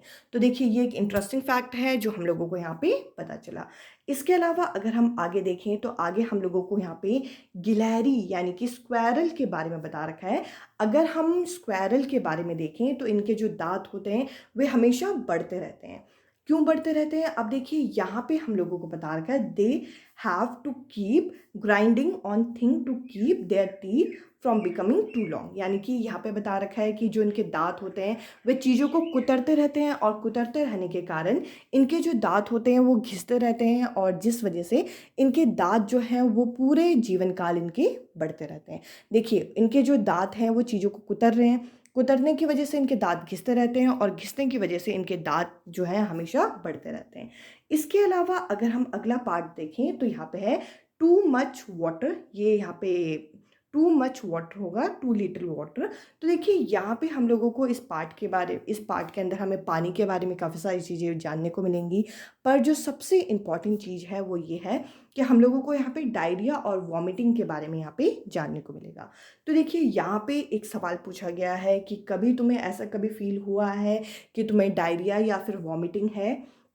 और इसके बारे में हम लोगों को यहाँ पे एक पिक्चर यहाँ पे दिखाई गई है जिसमें एक ग्लास में पानी भरा हुआ है, और साथ ही साथ एक चम्मच में यहाँ पे नमक और एक चम्मच में यहाँ पे चीनी इस तरीके से दिखाई गई है। तो देखिए यहाँ पे अगर हम देखें तो यहाँ पे हम लोगों को बता रखा है कि डायरिया और वॉमिटिंग जब होता है तो हमारी शरीर से बहुत सारा पानी चला जाता है, यानी कि बहुत सारा पानी हम अपने शरीर से लूज़ कर देते हैं, जो कि हम देखें तो ये हमारे लिए डेंजरस होता है। और इस चीज़ को हम लोगों को क्या करना चाहिए, इस चीज़ को हमें इग्नोर नहीं करना चाहिए, इस चीज़ के हमें टेक केयर करना चाहिए। तो देखिए हम लोगों को क्या करना है, हम लोगों को अपने शरीर में पानी की जो मात्रा है उसको संतुलित करना है। इसके लिए हम क्या कर सकते हैं, हम बहुत सारा पानी पी सकते हैं, और कई बारी अगर हमसे ये ना पिया जाए तो या तो आप ORS का घोल वगैरह पी लो। अगर ORS का घोल वगैरह नहीं है तो आप क्या कर सकते हो, एक गिलास में पानी लेके आधा चम्मच नमक और एक चम्मच चीनी का घोल मिला के आप उसको पी सकते हो, जिससे डायरिया और वॉमिटिंग जो है उसका जो असर है, जिसकी वजह से पानी का जो लेवल है हमारी बॉडी में कम हो जाता है, वो ठीक हो जाएगा। इसके अलावा अगर हम आगे बढ़ें तो अगला जो पार्ट है हम लोगों को इसमें अब्दुल इन द गार्डन, इसके बारे में हम लोगों को यहाँ पे बताया गया है। तो देखिए इस पार्ट को अगर आप देखेंगे तो इस पार्ट में आप लोगों को दिखेगा कि कुछ बच्चे हैं जो गार्डन में खेल रहे हैं, वहाँ पे बहुत सारे पेड़ लगे हुए हैं। तो देखिए पेड़ों के बारे में हमें यहाँ पे बताया गया है, और पेड़ों में हम लोगों को यहाँ पे पेड़ों को ना काटने को लेके किस तरीके का लॉ यहाँ पे बनाया गया है इसके बारे में बताया गया है। अगर आप उस एरिया में रहते हो जहाँ आसपास काफ़ी सारे पेड़ हैं, और आपकी जो दिनचर्या है वो पेड़ों की मदद से चलती है, तो आप क्या करोगे, वहाँ पे आप जो गवर्नमेंट ऑफिसर होंगे उनके परमिशन लेके आप पेड़ों को पूरा नहीं काट सकते। तो देखिए पेड़ों के आपको क्या काटना है, आपको ब्रांचेस को काटना है, जिससे आपकी ज़रूरत पूरी हो जाए और पेड़ों को ज़्यादा नुकसान ना हो। और अगर आप परमिशन लेके ना काटो तो एक तरीके से दंडनीय हो जाता है। इसके अलावा अगर हम आगे बढ़ें तो इस पार्ट में हम लोगों को डेजर्ट ओक के बारे में यहाँ पे बताया गया है, जो कि काफ़ी इंपॉर्टेंट है। हमारी CTET की परीक्षा में ये बताया गया, ये इसके रिलेटेड क्वेश्चन पूछा गया है कि डेजर्ट ओक क्या है और कहाँ पाया जाता है। डेजर्ट ओक जो है एक तरीके की पेड़ है जो कि ऑस्ट्रेलिया में पाया जाता है, और इसकी लंबाई के बारे में क्या बता रखा है, इसकी लंबाई जो है वो आपकी क्लासरूम के वॉल के बराबर होगी, और लगभग यहाँ पे 30 जितने जो डेजर्ट ओक हैं, यानी कि ये जो पेड़ हैं ये एक लाइन में लगे होते हैं। और अगर हम इनके रूट्स की बात करें, जो इनके रूट्स होते हैं वो कितने होते हैं, वो यहाँ पे बता रखा है। इनके रूट्स जो होते हैं वो काफ़ी नीचे तक डीप होते हैं, और वो लगभग ग्राउंड को टच कर रहे होते हैं। तो इस तरीके से हम लोगों को यहाँ पे चीज़ें बताई गई हैं, और ये क्या करते हैं, ये अपने ट्रंक में पानी को स्टोर करके रखते हैं, और लोकल लोगों को पानी, जैसे कि यहाँ पे नाम दिया गया है डेजर्ट ओक, तो अगर ये जो एरिया है यहाँ पे पानी की कमी पड़ जाए तो लोग क्या करते हैं, एक थिन पाइप पेड़ों के ट्रंक तक लगा के पानी को निकालते हैं। और जो इनके जो रूट्स होते हैं वो काफ़ी गहरे होते हैं, वो लगभग आपका बहुत नीचे डीप अंडरग्राउंड अटैच होते हैं, जो पानी को उनके ट्रंक तक लेके आने में मदद करते हैं। अब चलिए अगले पार्ट को जरा डिस्कस करें। अब हम कवर करेंगे चैप्टर 20 जो कि है ईटिंग टुगेदर, यानी कि मिलकर खाएं। इस पार्ट में हमें बिहू फेस्टिवल के बारे में काफ़ी सारी चीज़ें जानने को मिलेंगी। तो देखिए इस पार्ट की शुरुआत किस तरीके से होती है कि क्लास पार्टी यहाँ पे सबसे पहला टॉपिक दे रखा है। यहाँ पे बच्चों के स्कूल जो होते हैं वो रीओपन होते हैं वेकेशन के बाद, और बच्चे अपने न्यूज़, अपने एक्सपीरियंस एक दूसरे के साथ शेयर कर रहे हैं कि हम लोगों ने छुट्टियों में ये चीज़ें की। और यहाँ पे मीना देखती है आरती के हाथों में कि उसके हाथों में मेहंदी लगी है, तो उससे पूछती है कि ये मेहंदी किस चीज़ की है। तो वो बताती है कि उनके अंकल की वेडिंग थी जिसमें उन्होंने बहुत ज़्यादा यहाँ पे इंजॉय किया। तो इस तरीके से यहाँ पे चीज़ें शुरू होती हैं। और यहाँ पे हम लोगों को आगे यहाँ पे बता रखा है कि एज अ टीचर हमें शिक्षक के तौर पे हम लोगों को क्लास पार्टी जो है वो ऑर्गेनाइज करनी चाहिए, हमें क्लास पार्टीज रखनी चाहिए। इसका क्या फ़ायदा होता है, ये एक तरीके से हमें एक अच्छा अवसर देता है, गुड अपॉर्चुनिटी देता है, जिसकी मदद से हम बच्चों को यहाँ पे सॉन्ग्स प्रिपेयर करने को, डांस या फिर प्ले वगैरह प्रिपेयर करने को बोल सकते हैं। इससे बच्चा खुलेगा और साथ ही साथ ग्रुप लर्निंग भी सीखेगा। अब देखिए इस पार्ट में अगर हम आगे बढ़ें तो यहाँ पे बिहू फेस्टिवल के बारे में बता रखा है कि बिहू सेलिब्रेशन के बारे में, कि कुछ बच्चे यहाँ पे बिहू सेलिब्रेट कर रहे हैं। तो देखिए सबसे पहले तो हम लोगों को अपने पेपर पॉइंट ऑफ व्यू से यहाँ पे ये पता होना चाहिए कि बिहू है क्या। बिहू एक त्यौहार है जो कि कहाँ सेलिब्रेट किया जाता है, असम में सेलिब्रेट किया जाता है। तो देखिए सबसे पहले तो ये सवाल पूछा जा सकता है। इसके अलावा यहाँ पे बेला घर के बारे में बता रखा है कि बेला घर ये तैयार कर रहे हैं। बेला घर होता क्या है इसको जरा देख लेते हैं। तो देखिए आगे अगर हम बढ़ें तो इनकी यहाँ पे कहानी, मतलब इनके बारे में बता रखा है। और यहाँ पे टीचर्स पॉइंट ऑफ व्यू से जो पॉइंट बता रखे हैं ये इंपॉर्टेंट है। बिहू से पहले, बिहू फेस्टिवल से पहले वाली इवनिंग जो होती है उसे यहाँ पे उड़का कहा जाता है। तो ये नाम आपको याद रखना है। इसके अलावा बोरा और चिवा जो है ये कॉमन वेराइटीज़ होती है राइस की, जो कि असम में मिलती है। देखिए इसके बारे में यहाँ पे बीच में बता रखा है कि बोरा राइस को यहाँ पे हम लोगों ने क्या किया, सोक कर दिया, इसको हमने पानी में डाल के इसे रख दिया। तो देखिए यहाँ पे हमें बता रखा है कि उड़का जो है ये इवनिंग मानी जाती है बिहू से पहले की, और बोरा और चिवा जो है ये कॉमन वेराइटीज़ होती है राइस की, यानी कि चावल की, जो कि असम में पाई जाती है। और ये स्टिकी राइस होते हैं, और इसकी हेल्प से हम लोग यहाँ पे बच्चों को एनकरेज कर सकते हैं कि आप अपने लोकल मैप में देखिए और बताइए कि असम किस जगह पे लोकेटेड है। तो ये काम आप लोगों को करना है कि आप लोगों को पता होना चाहिए कि मैप में असम कहाँ पे लोकेटेड है। इसके अलावा यहाँ पे अगर हम देखें तो बिहू फेस्टिवल के कुछ यहाँ पे फोटोज़ इस तरीके से दिखा रखा है कि किस तरीके से डांस यहाँ पे होता है।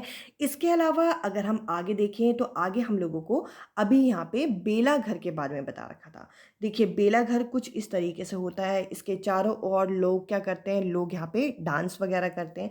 तो यहाँ पे बेला घर के बारे में आपको पता होना चाहिए कि जब बिहू फेस्टिवल मनाया जाता है तो ये इस तरीके से लकड़ियों में आग लगा के इस तरीके से ये रेडी किया जाता है, और लोग इसके अराउंड यहाँ पे डांस करते हैं। इसके बारे में यहाँ पे बताया गया है। अब देखिए इस पार्ट के अंदर हम लोगों को इस फेस्टिवल के बारे में बताया गया था, और यहाँ पे हम लोगों को एक और इम्पॉर्टेंट फैक्ट पता चला मिड डे मील के बारे में। देखिए मिड डे मील का नाम लिया गया है तो हमें मिड डे मील के बारे में पता होना चाहिए कि मिड डे मील क्या है। तो इस पार्ट के एंड में हम लोगों को यहाँ पे बता रखा है कि मिड डे मील जो है ये हर बच्चे के लिए एक चाइल्ड राइट बनाया गया। हमारी कंट्री में बहुत सारे बच्चे जो हैं वो जिनको दिन का प्रॉपर खाना नहीं मिलता, इसके लिए जो भी बच्चे स्कूल जाएंगे उनको एक मील यहाँ पे प्रॉपर मिले, इसके लिए यहाँ पे एक रूल बनाया गया। और ये कुछ सालों पहले बनाया गया था और हाई कोर्ट ने इस चीज़ को पास किया था। मिड डे मील की शुरुआत कब से हुई आप कमेंट सेक्शन में मुझे कमेंट करके बताना। अब चलिए अगले पार्ट को ज़रा डिस्कस करें। अब हम कवर करेंगे चैप्टर नंबर 21 जो कि है फूड एंड फन, और इसे हिंदी वाली जो बुक है उसकी एडिशन में यहाँ पे खाना खिलाना ये पार्ट का नाम दिया गया है। तो देखिए इस पार्ट के अंदर हम लोगों को गुरुद्वारे के बारे में यहाँ पे बताया गया है कि वहाँ पे किस तरीके से लंगर का आयोजन किया जाता है, किस तरीके से लोगों को खाना खिलाया जाता है। तो देखिए इस पार्ट में हमें पूरी तरीके से गुरुद्वारे के बारे में यहाँ पे बताया गया है, और यहाँ पे ये जो बच्चे हैं ये पेरेंट्स के साथ जाते हैं और गुरुद्वारे में लोगों की किस तरीके से सेवा करते हैं इस बारे में भी बताया गया है। तो देखिए यहाँ पे अगर हम देखें तो यहाँ पे सबसे पहले हम लोगों को बता रखा है कि गुरुद्वारे की एक पिक्चर यहाँ पे दिखा रखी है, जिसमें यहाँ पे सेवा के लिए लोग क्या कर रहे हैं, यहाँ पे खाने को बना रहे हैं और उसके बाद लोग जो आते हैं दिन में वो उनको ये खाना सर्व करते हैं। तो इस तरीके से यहाँ पे बता रखा है। और गुरुद्वारे में इनको अपने हेड को कवर करना होता है। जो महिलाएं होती हैं वो चुन्नी अपने सर पे रख लेती हैं, या फिर जो पुरुष होते हैं वो या तो पगड़ी वगैरह बांधते हैं, अगर पगड़ी वगैरह नहीं है तो कम से कम उनको चुन्नी वगैरह अपने सर में बांधनी होती है। इस तरीके से बताया गया है। और यहाँ पे बता रखा है कि ये गुरुद्वारे के किचन में गए जो कि काफ़ी बड़ा था, जिसमें बहुत सारी एक्टिविटी हो रही थी, बहुत सारे अलग अलग तरीके के खाने पकवान यहाँ पे बन रहे थे। और यहाँ पे देखते हैं कि इस तरीके से सब्जी वगैरह भी यहाँ पे बन रही है। और यहाँ पे जो लोग हैं एक तरीके से इस काम को ये सेवा के नाम से काम करते हैं। इसके अलावा अगर हम आगे बढ़ें तो आगे यहाँ पे वो बच्चा जाता है, वो देखता है यहाँ पे तंदूर वगैरह भी बन रही हैं। तो इस तरीके से यहाँ पे दिखाया गया है कि गुरुद्वारे में किस तरीके से लोग सेवा करते हैं, किस तरीके से क्या करते हैं। यहाँ पे पहले हाथ वगैरह धो के इस तरीके से यहाँ पे प्रॉपर लाइनों में बैठ के यहाँ पे खाना वगैरह खाते हैं और इसे एक तरीके से प्रसाद की तरीके से ये ग्रहण करते हैं। तो देखिए इस पार्ट में हम लोगों को यहाँ पे इकट्ठा मिलके खाना खाना और साथ ही साथ यहाँ पे गुरुद्वारे में किस तरीके से भोजन बनाया जाता है, किस तरीके से लोग सेवा करते हैं, इस पार्ट में हमें यहाँ पे बताया गया था। अब चलिए अगले पार्ट को ज़रा डिस्कस करें। अब चलिए हम डिस्कस करते हैं 22वां part chapter 22 the world in my home, यानी कि दुनिया मेरे घर में। इस पार्ट के अंदर हम लोगों को हमारे समाज, हमारी सोसाइटी में होने वाले बहुत सारे जो डिफरेंसेस हैं उनके बारे में हम लोगों को यहाँ पे पता चलेगा। तो देखिए यहाँ पे सबसे पहले इस चैप्टर की शुरुआत होती है, एक फैमिली दिखा रखी है जो कि यहाँ पे टीवी प्रोग्राम देख रही है, जो कि मैरिएटा की फैमिली है। और यहाँ पे बता रखा है कि यहाँ पे वो सब बैठ के एक साथ टीवी देखते हैं, पर सबकी जो चॉइसेस हैं, सबके जो पसंद है वो अलग अलग है। उसका जो भाई है वो यहाँ पे क्रिकेट देखना चाहता है, उसकी जो आंटी है और उसकी मम्मी की अच्छी दोस्ती है, पर उनके जो फेवरेट टीवी प्रोग्राम है वो अलग अलग हैं। साथ ही साथ जो वो हैं, जो मैरिएटा है वो यहाँ पे क्या देखना चाहती है, वो कार्टून देखना चाहती हैं। और जो उसके पापा हैं वो यहाँ पे फुटबॉल का मैच देखना चाहते हैं। तो यहाँ पे उसके पापा बोलते हैं कि मुझे पूरे दिन भर में इवनिंग का ही समय मिलता है, दिन का ही समय मिलता है, तो मैं ही यहाँ पे मतलब अभी ये फुटबॉल मैच चलेगा। तो इस तरीके से यहाँ पे फुटबॉल का मैच चलता है टीवी में और सबको वो देखना पड़ता है। इसके अलावा यहाँ पे हम लोगों को आगे यहाँ पे बता रखा है वाई द डिफरेंस। देखिए यहाँ पे ये बता रखा है कि क्यों हम लोग इस तरीके का डिफरेंस करते हैं। यहाँ पे बच्चे खेल रहे हैं और 7 बज गए हैं और प्रतिभा क्या करती है, प्रतिभा भाग के जा रही होती है अपने घर की तरफ और वो अपने दोस्तों को बोलती है कि अब मुझे अपने घर की तरफ निकलना है। पर उसके जो भाई हैं संदीप और संजय वो अभी भी खेलने में बिजी हैं और उनको अभी मतलब ही नहीं है कि 7 बज गए। तो वो जाते जाते सोचती है तो कि ये तो अनफेयर है, ऐसा क्यों होता है कि मुझे टाइम से घर जाना पड़ता है जबकि मेरे भाइयों को टाइम से घर नहीं जाना पड़ता। कहीं ना कहीं सोसाइटी में जो लड़कियों के लिए जिस तरीके के रूल बनाए गए हैं ये इस चीज़ को यहाँ पे हमें रिफ्लेक्ट करते हैं, ये चीज़ हमें यहाँ पे बता रहे हैं। इसके अलावा आगे अगर हम देखें तो यहाँ पे पल्लो आंटी के बारे में यहाँ पे बताया गया है कि एक बारी ये बच्चों को बीच के पास लेके जाती हैं जहाँ पे झूले वगैरह हैं, जहाँ पे बच्चे क्या करते हैं बहुत सारी अलग अलग चीज़ों को देखते हैं, खाने पीने की चीज़ों को पसंद करते हैं। तो देखिए यहाँ पे बता रखा है कि बच्चे क्या कर रहे हैं, बच्चे यहाँ पे आइसक्रीम खरीद रहे हैं और यहाँ पे उन्होंने क्या की 7 कुल्फ़ी यहाँ पे खरीदी। और 7 कुल्फ़ी जब खरीदी तो ये जो कुल्फ़ी वाला है, कुल्फ़ी वाले ने क्या किया, सिर्फ यहाँ पे 5 कुल्फ़ी के पैसे लिए। तो बच्चे तो यहाँ पे खुश हो गए कि देखिए हमें यहाँ पे एक्स्ट्रा कुल्फ़ी मतलब हमें ज़्यादा पैसा नहीं देना पड़ा और हमने 5 कुल्फ़ी के पैसे देके हमने 7 कुल्फ़ी खरीद ली। पर ये जो पल्लो आंटी है वो क्या करती हैं, वो यहाँ पे कुल्फ़ी वाले को बताती हैं कि हमने यहाँ पे 7 कुल्फ़ी खरीदी थी ना कि 5, तो वो 2 कुल्फ़ी के पैसे यहाँ पे देती है। तो इस तरीके से हम लोगों को यहाँ पे पता चलता है कि हम लोगों को जितना किसी को पे करना चाहिए हमें उतना ही देना चाहिए। देखिए हम लोग किसी के पैसे खा के कोई आगे नहीं बढ़ सकता। तो इस तरीके से बच्चों को यहाँ पे लेसन मिल जाता है। देखिए सबसे पहले शुरुआत हुई थी वो टीवी प्रोग्राम को लेके कि सब एक दूसरे को पसंद करते हैं पर सबकी चॉइस अलग अलग है। इसके बाद वो जो बच्ची है वो खेल रही थी और 7 बज गए थे तो फटाफट घर जाने लगी, तो उसको वहाँ पे डिफरेंस लगा कि क्यों मेरे साथ ऐसा होता है। इसके बाद यहाँ पे पल्लो आंटी की कहानी बताई गई है। इसके बाद अगर हम आगे बढ़ें तो व्हाट शुड आई डू, यहाँ पे देखिए अक्षय की जो ग्रैंड मदर है अक्षय को बहुत ज़्यादा पसंद करती है और अक्षय का एक फ्रेंड है अनिल जो कि शायद किसी और जाति से संबंध रखता होगा। तो वो भी एक तरीके से जो इसकी ग्रैंड मदर है ये भी अनिल को पसंद करती है। बट अपने जो पोते को ये बताती है, अक्षय को ये बताती है कि तुम्हें यहाँ पे अनिल के घर से कुछ भी खाना पीना नहीं है। तो देखिए इस तरीके की जो अवधारणाएं हैं जो जो पुराने लोग हैं वो रखते हैं। तो यहाँ पे एक दिन अनिल के घर के आसपास क्रिकेट मैच होता है और अनिल सबको वॉलीबॉल मैच होता है, और वॉलीबॉल मैच के बाद अनिल यहाँ पे सबको इन्वाइट करता है और अनिल सबको यहाँ पे पानी पिलाता है। तो यहाँ पे जब अक्षय पानी पीने वाला होता है, अक्षय के हाथ में पानी का ग्लास होता है, तो अक्षय को अपनी दादी की बात याद आती है और वो यहाँ पे कंफ्यूज हो जाता है कि उसको ये पानी पीना चाहिए या नहीं पीना चाहिए। तो देखिए इस तरीके से जो हमारे समाज में जो डिफरेंस बनाए गए हैं, जो अंतर हैं, ये इस पार्ट में हमें बताए गए हैं। इसके अलावा अगर हम आगे बढ़ें तो आगे यहाँ पे हम लोगों को एक और दो और स्टोरी बताई गई है यहाँ पे ढूंढू की।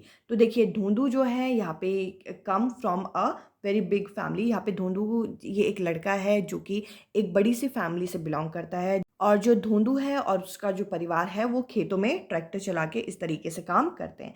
और उसके जो अंकल हैं, एल्डर अंकल हैं, वही यहाँ पे डिसाइड करते हैं कि उनकी फैमिली में क्या होगा क्या नहीं होगा।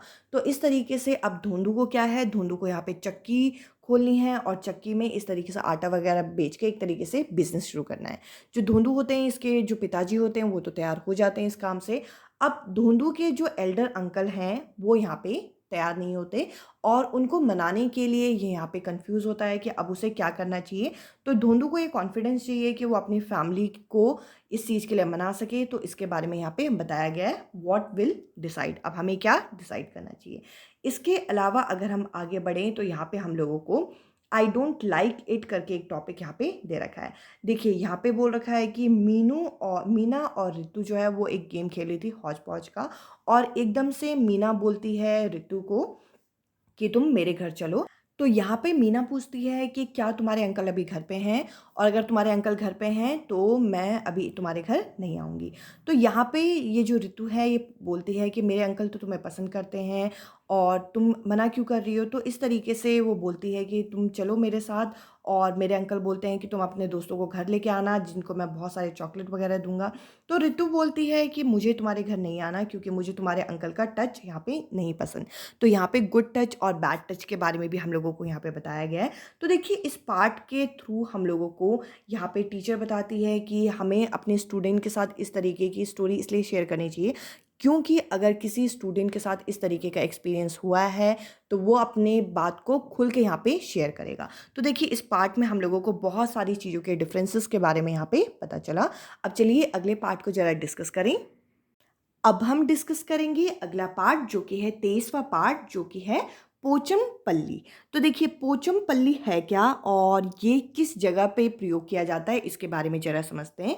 इस पार्ट की शुरुआत में अगर हम देखें तो यहाँ पे हमें मुखत्तरपुर गांव के बारे में बताया गया है, और उस गांव में दो बच्चों का नाम यहाँ पे बताया गया है, वानी और प्रसाद।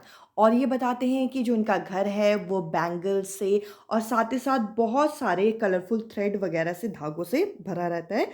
और इनके जो माता पिता हैं वो यहाँ पे, उनकी जो पूरा परिवार है वो यहाँ पे वेविंग का काम करते हैं, यानी कि इनसे कपड़े बनाने का काम यहाँ पे करते हैं। तो इस तरीके से स्पेशल वेविंग यहाँ पे की जाती है, इसके बारे में बता रखा है। और अगले पैराग्राफ में काफ़ी इंपॉर्टेंट चीज़ है, ये जो मुक्तापुर विलेज है ये कहाँ पे है, ये पोचनपल्ली डिस्ट्रिक्ट में है, जो कि कहाँ पड़ता है, आंध्र प्रदेश में पड़ता है। और यहाँ पे जितनी भी फैमिली होती है इन डिस्ट्रिक्ट में, यहाँ पे क्या करती हैं, वो वेविंग का काम, वेवर का काम कर रही होती हैं, यानी कि धागों की मदद से जो कपड़े वगैरह बनाने का काम है, इस तरीके का काम वो करते हैं। तो इस वजह से यहाँ पे के वेवर को, यहाँ पे ये जो स्पेशल क्लोथ जो बनते हैं इनको पोचनपल्ली नाम दिया गया है। तो पोचनपल्ली क्या है, एक तरीके का स्पेशल कपड़ा है जो कि इन धागों से बनाया जाता है। और वानी और प्रसाद के जो पेरेंट्स हैं वो भी यहाँ पे इस काम में लगे हुए हैं, और जब ये बड़े हो जाएंगे तो इनको भी ये काम सिखा दिया जाएगा और इस काम में इन्हें लगा दिया जाएगा। इसके अलावा अगर यहाँ पे देखें तो यहाँ पे इस तरीके से साड़ी वगैरह बनाने का काम यहाँ पे दिखाया गया है, पोचनपल्ली करके इसका नाम रखा गया है। तो देखिए यहाँ पे ये साड़ी किस तरीके से बनती है, अलग अलग स्टेप में यहाँ पे दिखाया गया है। सबसे पहले यहाँ पे ये धागे किस तरीके से लगाए जाते हैं, इस तरीके से पूरा ये साइकिल यहाँ पे तैयार होता है और इसे ये मार्केट में इस तरीके से यहाँ पे बेचते हैं। तो देखिए यहाँ पे पूरी तरीके से हम लोगों को धागों से किस तरीके से यहाँ पे साड़ी बनाई जाती है, यहाँ पे हमें इस पूरी इमेज में ये चीज़ दिखाई गई है। इसके अलावा अगर हम आगे देखें तो यहाँ पे बोल रखा है प्रोसेस ऑफ मेकिंग पोचनपल्ली साड़ीज़। तो ये साड़ीज़ किस तरीके से बनाई जाती है इसके बारे में यहाँ पे बताया गया है। और ये जो थ्रेड है यहाँ पे बताया गया है, ये थ्रेड जो है ये यहाँ पे बंडल्स में लेके आते हैं पोचनपल्ली डिस्ट्रिक्ट से, और उनकी मदर क्या करती है, उन्हें पानी में डाल के उनमें से जो डर्ट और स्ट्रेन होता है वो निकाल देती हैं और उसके बाद उनके गोले वगैरह बना देते हैं। इसके बाद इनसे साड़ी, कपड़े और शीट यहाँ पे बनाई जाती है और इन्हें निडल के अंदर डाल के यहाँ पे अलग अलग डिज़ाइन इन्हें दिया जाता है, जिस तरीके से यहाँ पे ब्राइट साड़ियाँ वगैरह बनाने का काम ये करते हैं। तो देखिए ये जगह क्या है, पोचनपल्ली है क्या, ये एक तरीके की स्पेशल साड़ीज़ हैं, इसके बारे में यहाँ पे बताया गया है। और यहाँ पे एक इंपॉर्टेंट पॉइंट बता रखा है, जो हमारे यहाँ क्राफ्ट है ये डेंजर में है, क्योंकि आजकल के टाइम में लोग आर्टिफिशियल चीज़ों की तरफ ज़्यादा अट्रैक्ट होते हैं। तो यहाँ पे बता रखा है कि जो सिल्क है एक एक्सपेंसिव चीज़ होती जा रही है आज के टाइम में। तो सिल्क जो होता है ओरिजिनल वो लोग पहनना पसंद नहीं करते, आर्टिफिशियल सिल्क को लोग ज़्यादा प्रेफर करते हैं और ट्रेडिशनल काम इस तरीके से आजकल खतरे में आता जा रहा है और इस काम में ज़्यादा मेहनत लगती है, ज़्यादा लोग लगते हैं, तो इस चीज़ को लोग ज़्यादा अब अवॉइड कर रहे हैं। तो इस वजह से, क्योंकि हमें अपनी ट्रेडिशनल चीज़ों को यहाँ पे फॉलो करना चाहिए, इस वजह से हमें ये चैप्टर यहाँ पे दिया गया है। आई होप इस चैप्टर में हम लोगों को क्राफ्ट के बारे में बता रखा है और पोचनपल्ली साड़ी के बारे में बता रखा है और इस वजह से इस पार्ट का नाम ही यहाँ पे क्या रख दिया, पोचनपल्ली। अब चलिए अगले पार्ट को जरा डिस्कस करें। अब हम डिस्कस करेंगे अगला पार्ट जो कि है चैप्टर नंबर 24, जो है होम एंड अब्रॉड। सीटेट परीक्षा के पॉइंट ऑफ व्यू ये एक इंपॉर्टेंट चैप्टर हो जाता है, जिसके अंदर हमें अबू धाबी के बारे में बहुत सारी चीज़ें जानने को मिलेगी। इस पार्ट की शुरुआत किस तरीके से हुई कि जो मालू के घर में बहुत सारी एक्टिविटी हो रही है, मालू एक लड़का है और ये एक्टिविटी किस वजह से हो रही है, क्योंकि उनके घर में कुछ मेहमान आने वाले हैं और मेहमान जो हैं उनके रिश्तेदार हैं जो कि चितप्पन, और उनकी जो फैमिली है वो 5 साल बाद अबू धाबी से वापस आ रही है। चितप्पन को यहाँ पे जॉब मिल गई थी अबू धाबी में और वो अपनी फैमिली के साथ वहाँ पे चले गए थे। तो मालू और जो उसके अप्पा हैं वो एयरपोर्ट में उनको रिसीव करने जाते हैं और उनके लगेज को कलेक्ट करने के लिए वहाँ पे जा रहे होते हैं। अब देखिए यहाँ पे हम लोगों को आगे बता रखा है कि ये जो चितप्पन है ये शब्द का प्रयोग किसके लिए किया जाता है। तो देखिए चितप्पन शब्द का प्रयोग किसके लिए किया जाता है, जो फादर के यंगर ब्रदर होते हैं उनको मलयालम में यहाँ पे चितप्पन बोलते हैं। इसके अलावा कुंजी अम्मा किसके लिए प्रयोग किया जाता है, फादर के जो यंगर ब्रदर होंगे यानी कि चाचा जी होंगे उनकी वाइफ के लिए यहाँ पे कुंजी अम्मा शब्द का प्रयोग किया जाता है।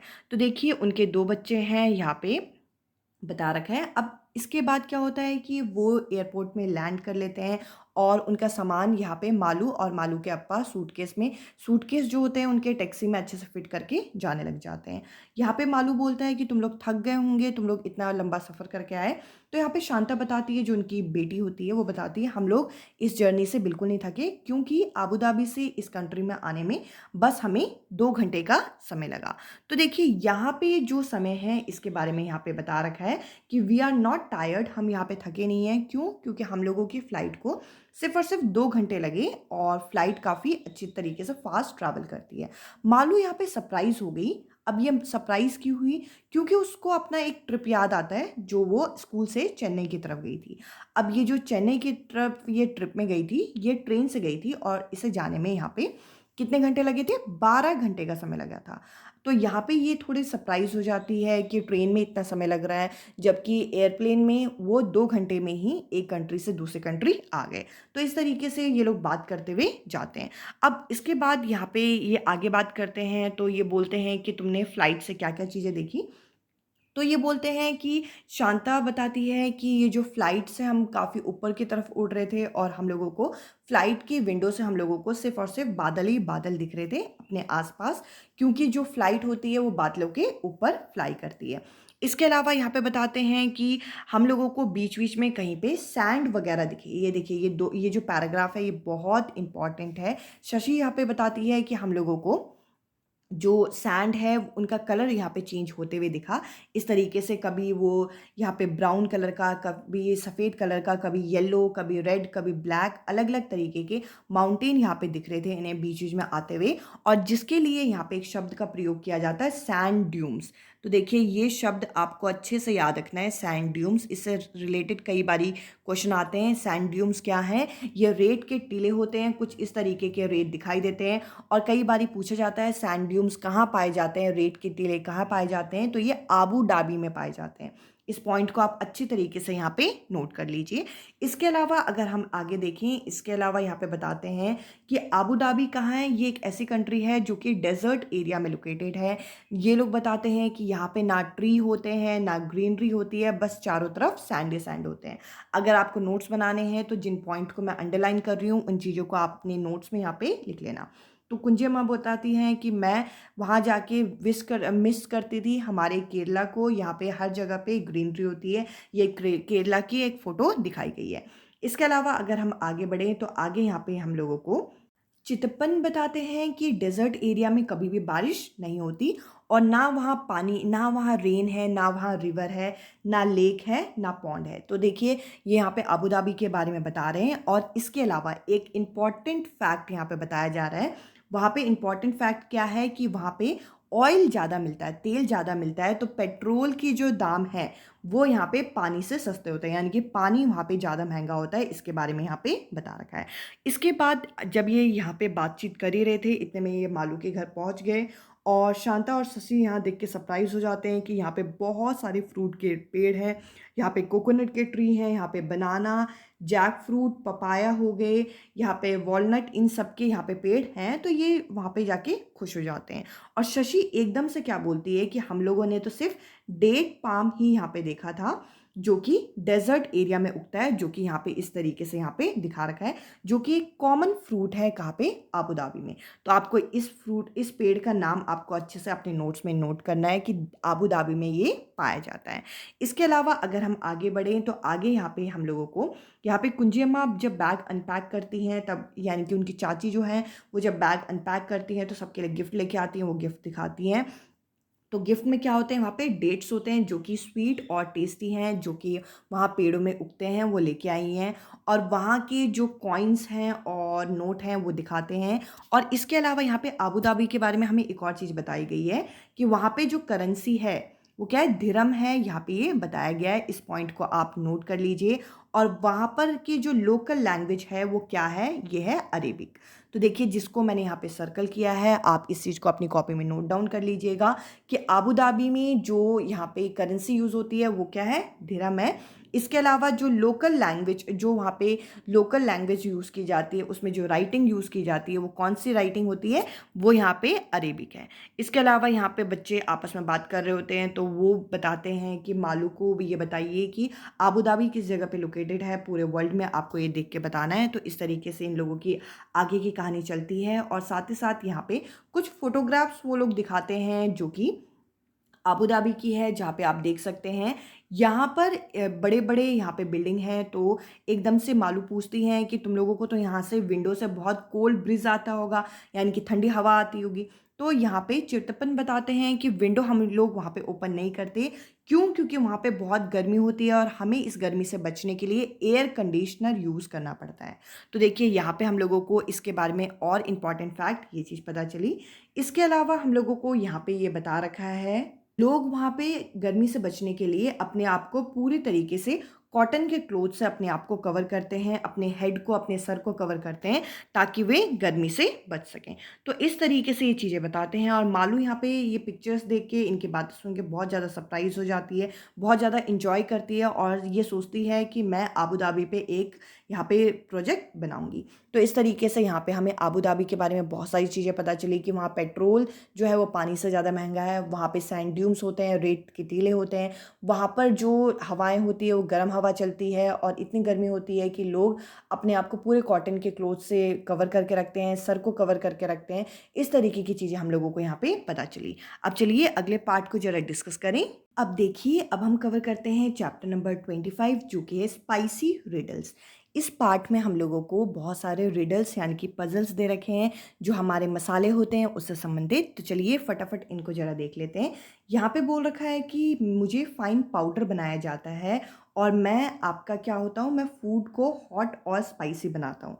अगर मुझे ज़्यादा अमाउंट में डाल दिया जाए तो लोग क्या करते हैं, सी सी सी आवाज़ निकालने लग जाते हैं और उनके आँखों और नाक से पानी आ जाता है, लोग रोने लग जाते हैं। तो यहाँ पे पूछ रखा है कि मैं कौन हूँ, तो यहाँ पे आंसर होगा चिली, यानी कि जो लाल मिर्च होती है इसके बारे में यहाँ पे बात की गई है। इसके अलावा अगर हम आगे बढ़ें तो देखिए आगे यहाँ पे बोल रखा है कि मुझे पहले आप ग्राइंड कर दो, अच्छे से कूट दो और मुझे पाउडर बना दो। और मैं दिखने में कौन से कलर का होता हूँ, मैं पीला कलर का होता हूँ। और ग्रैनी यानी कि दादी माँ क्या करती है, ऑयल में मुझे मिक्स करके उन जगह पे लगाती है जहाँ पे कभी भी चोट पटक लग जाए।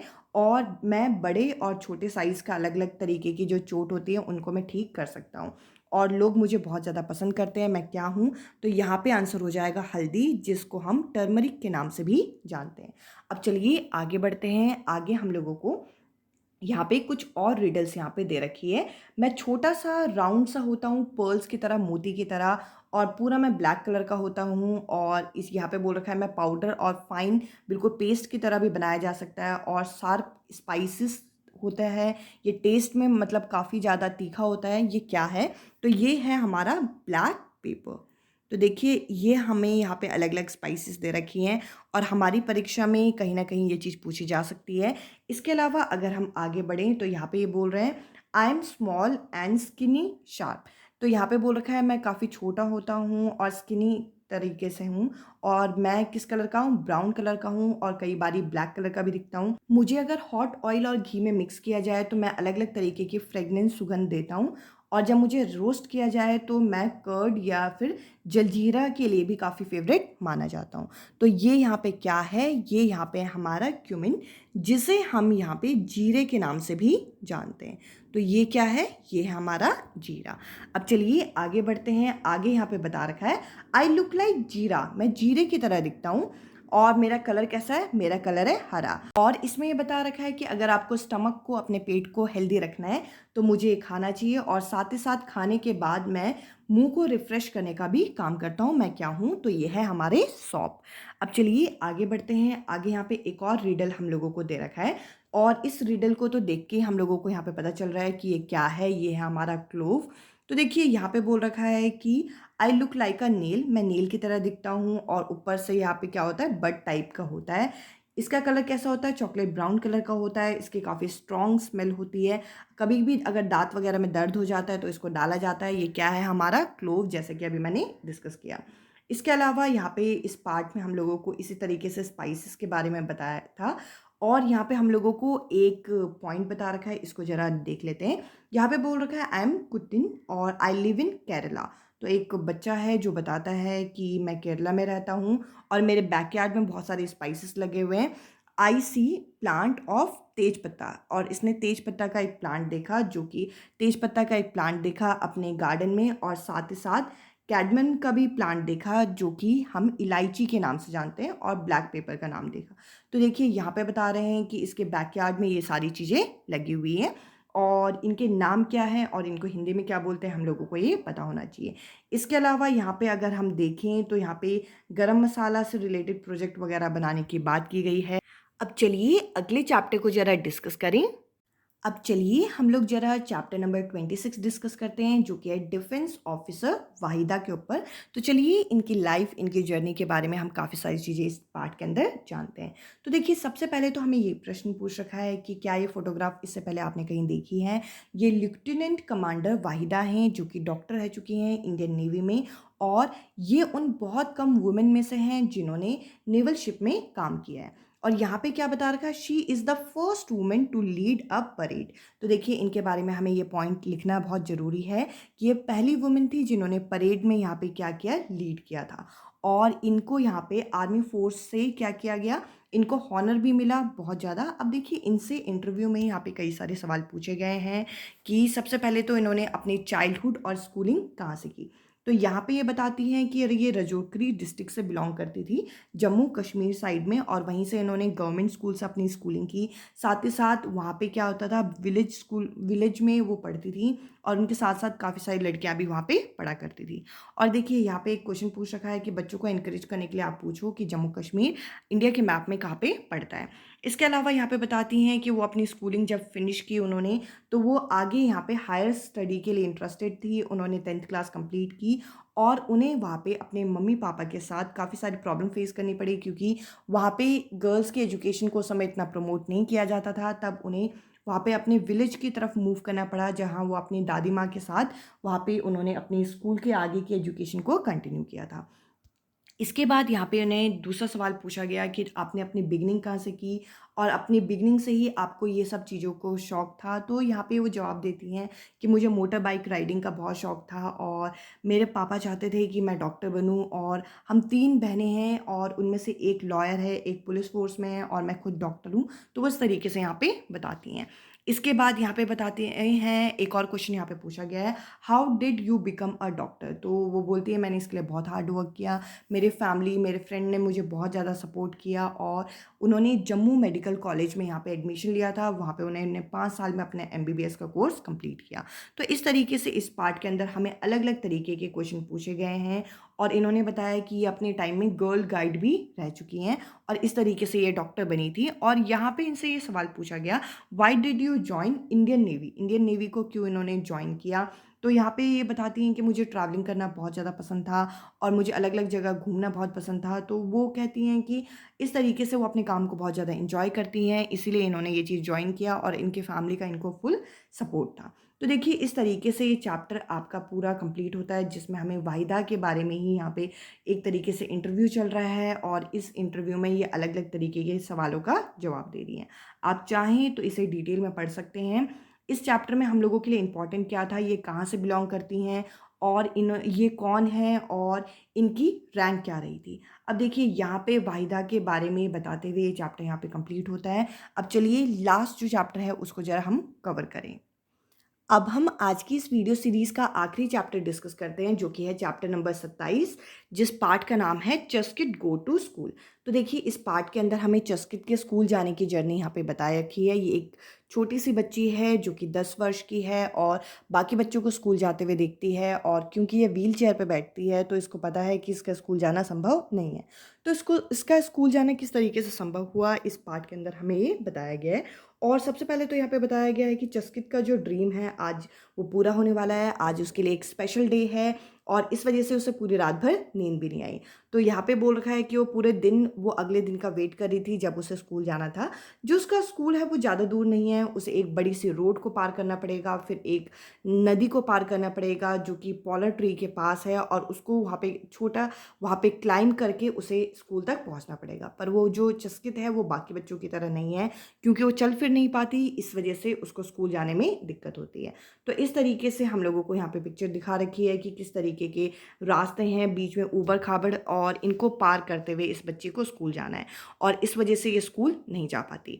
अब देखिए यहाँ पे हमें आगे क्या बता रखा है कि चस्कित यहाँ पे अपसेट ना हो, इसके लिए चस्कित करती क्या थी, वो विंडो के पास बैठ जाती थी और वहाँ पे ड्राइंग बनाती थी, और उसकी मम्मी जो है उसे अप्रिशिएट करती थी और कहती थी ये तुम्हारी बेस्ट ड्राइंग है, हर ड्राइंग को उसकी बेस्ट ड्राइंग कहती थी। अब उसके फादर जो हैं वो एक दिन उसके लिए क्या लेके आए, उसके लिए एक ऐसी चेयर लेके आए जिसमें व्हील्स लगी हुई थी। वो काफ़ी खुश हो जाती है क्योंकि अब उसे इधर उधर जाने के लिए किसी की मदद लेने की ज़रूरत नहीं है। अब जैसे उसमें व्हील्स लगे हुए हैं तो वो अपने घर के बाहर तक अपनी अम्मा को बोलती थी, अपनी मदर को बोलती थी कि वो उतार दें, और उसके बाद वो उन व्हील्स को खुद अपने हाथों से सरकाते हुए वो निकल जाती थी। पर उसकी विश ये थी कि वो भी बाकी बच्चों की तरह स्कूल जाए, पर ये चीज़ उसको भी पता था ये चीज़ पॉसिबल नहीं है, क्योंकि स्कूल पहुंचने के लिए उसे वहाँ पे काफ़ी बड़ा रास्ता तय करना पड़ता। एक दिन उनके घर में अब्दुल आया। अब्दुल ने वहाँ पे चस्कित को देखा और चस्कित से ये पूछा कि तुम स्कूल क्यों नहीं जाती। तो चस्कित ने सैडली बोला कि मैं वॉक नहीं कर सकती और इस वजह से मैं स्कूल नहीं जा पाती, और रास्ता जो है वो अच्छे लेवल पे नहीं है, मतलब रास्ता एक ऐसा लेवल पे है जो कि आम तौर से वो पार नहीं कर पाएगी। तो अब्दुल ने कहा कि अगर तुम स्कूल जाना चाहो तो क्या तुम जाना चाहोगी। तो चस्कित एक्साइटेड होकर बोली कि मैं जाना चाहती हूँ, पर उसके जो ग्रैंडफादर थे उन्होंने उसे वहीं पे रोक दिया। उन्होंने कहा कि तुम्हें पता नहीं कि क्या ये चीज़ पॉसिबल नहीं है। तो वो उस चीज़ में वहाँ पे चुप हो गई। तो यहाँ पे एक तरीके से अब्दुल ने सोचा कि अब हमें चस्कित को किस तरीके से स्कूल भेजना चाहिए।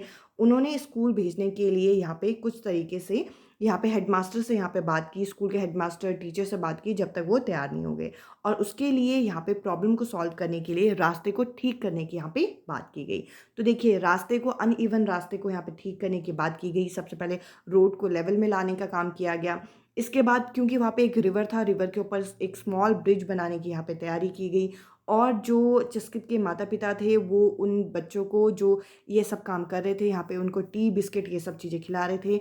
और उसके जो दादा थे वो भी यहाँ पे देख के बहुत ज़्यादा खुश हो गए। उनकी आंखों में खुशी के आंसू थे, उनके दादा और उनके मम्मी पापा के आंखों में।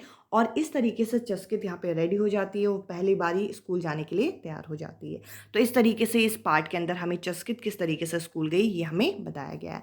आई होप ये वीडियो सीरीज़ आप लोगों को पसंद आई। ये मैराथन क्लास आप लोगों ने पूरी देखी होगी। इस वीडियो में इतना ही। अब मैं आपसे मिलूंगी अगली वीडियो में अगले टॉपिक के साथ। Bye bye, take care.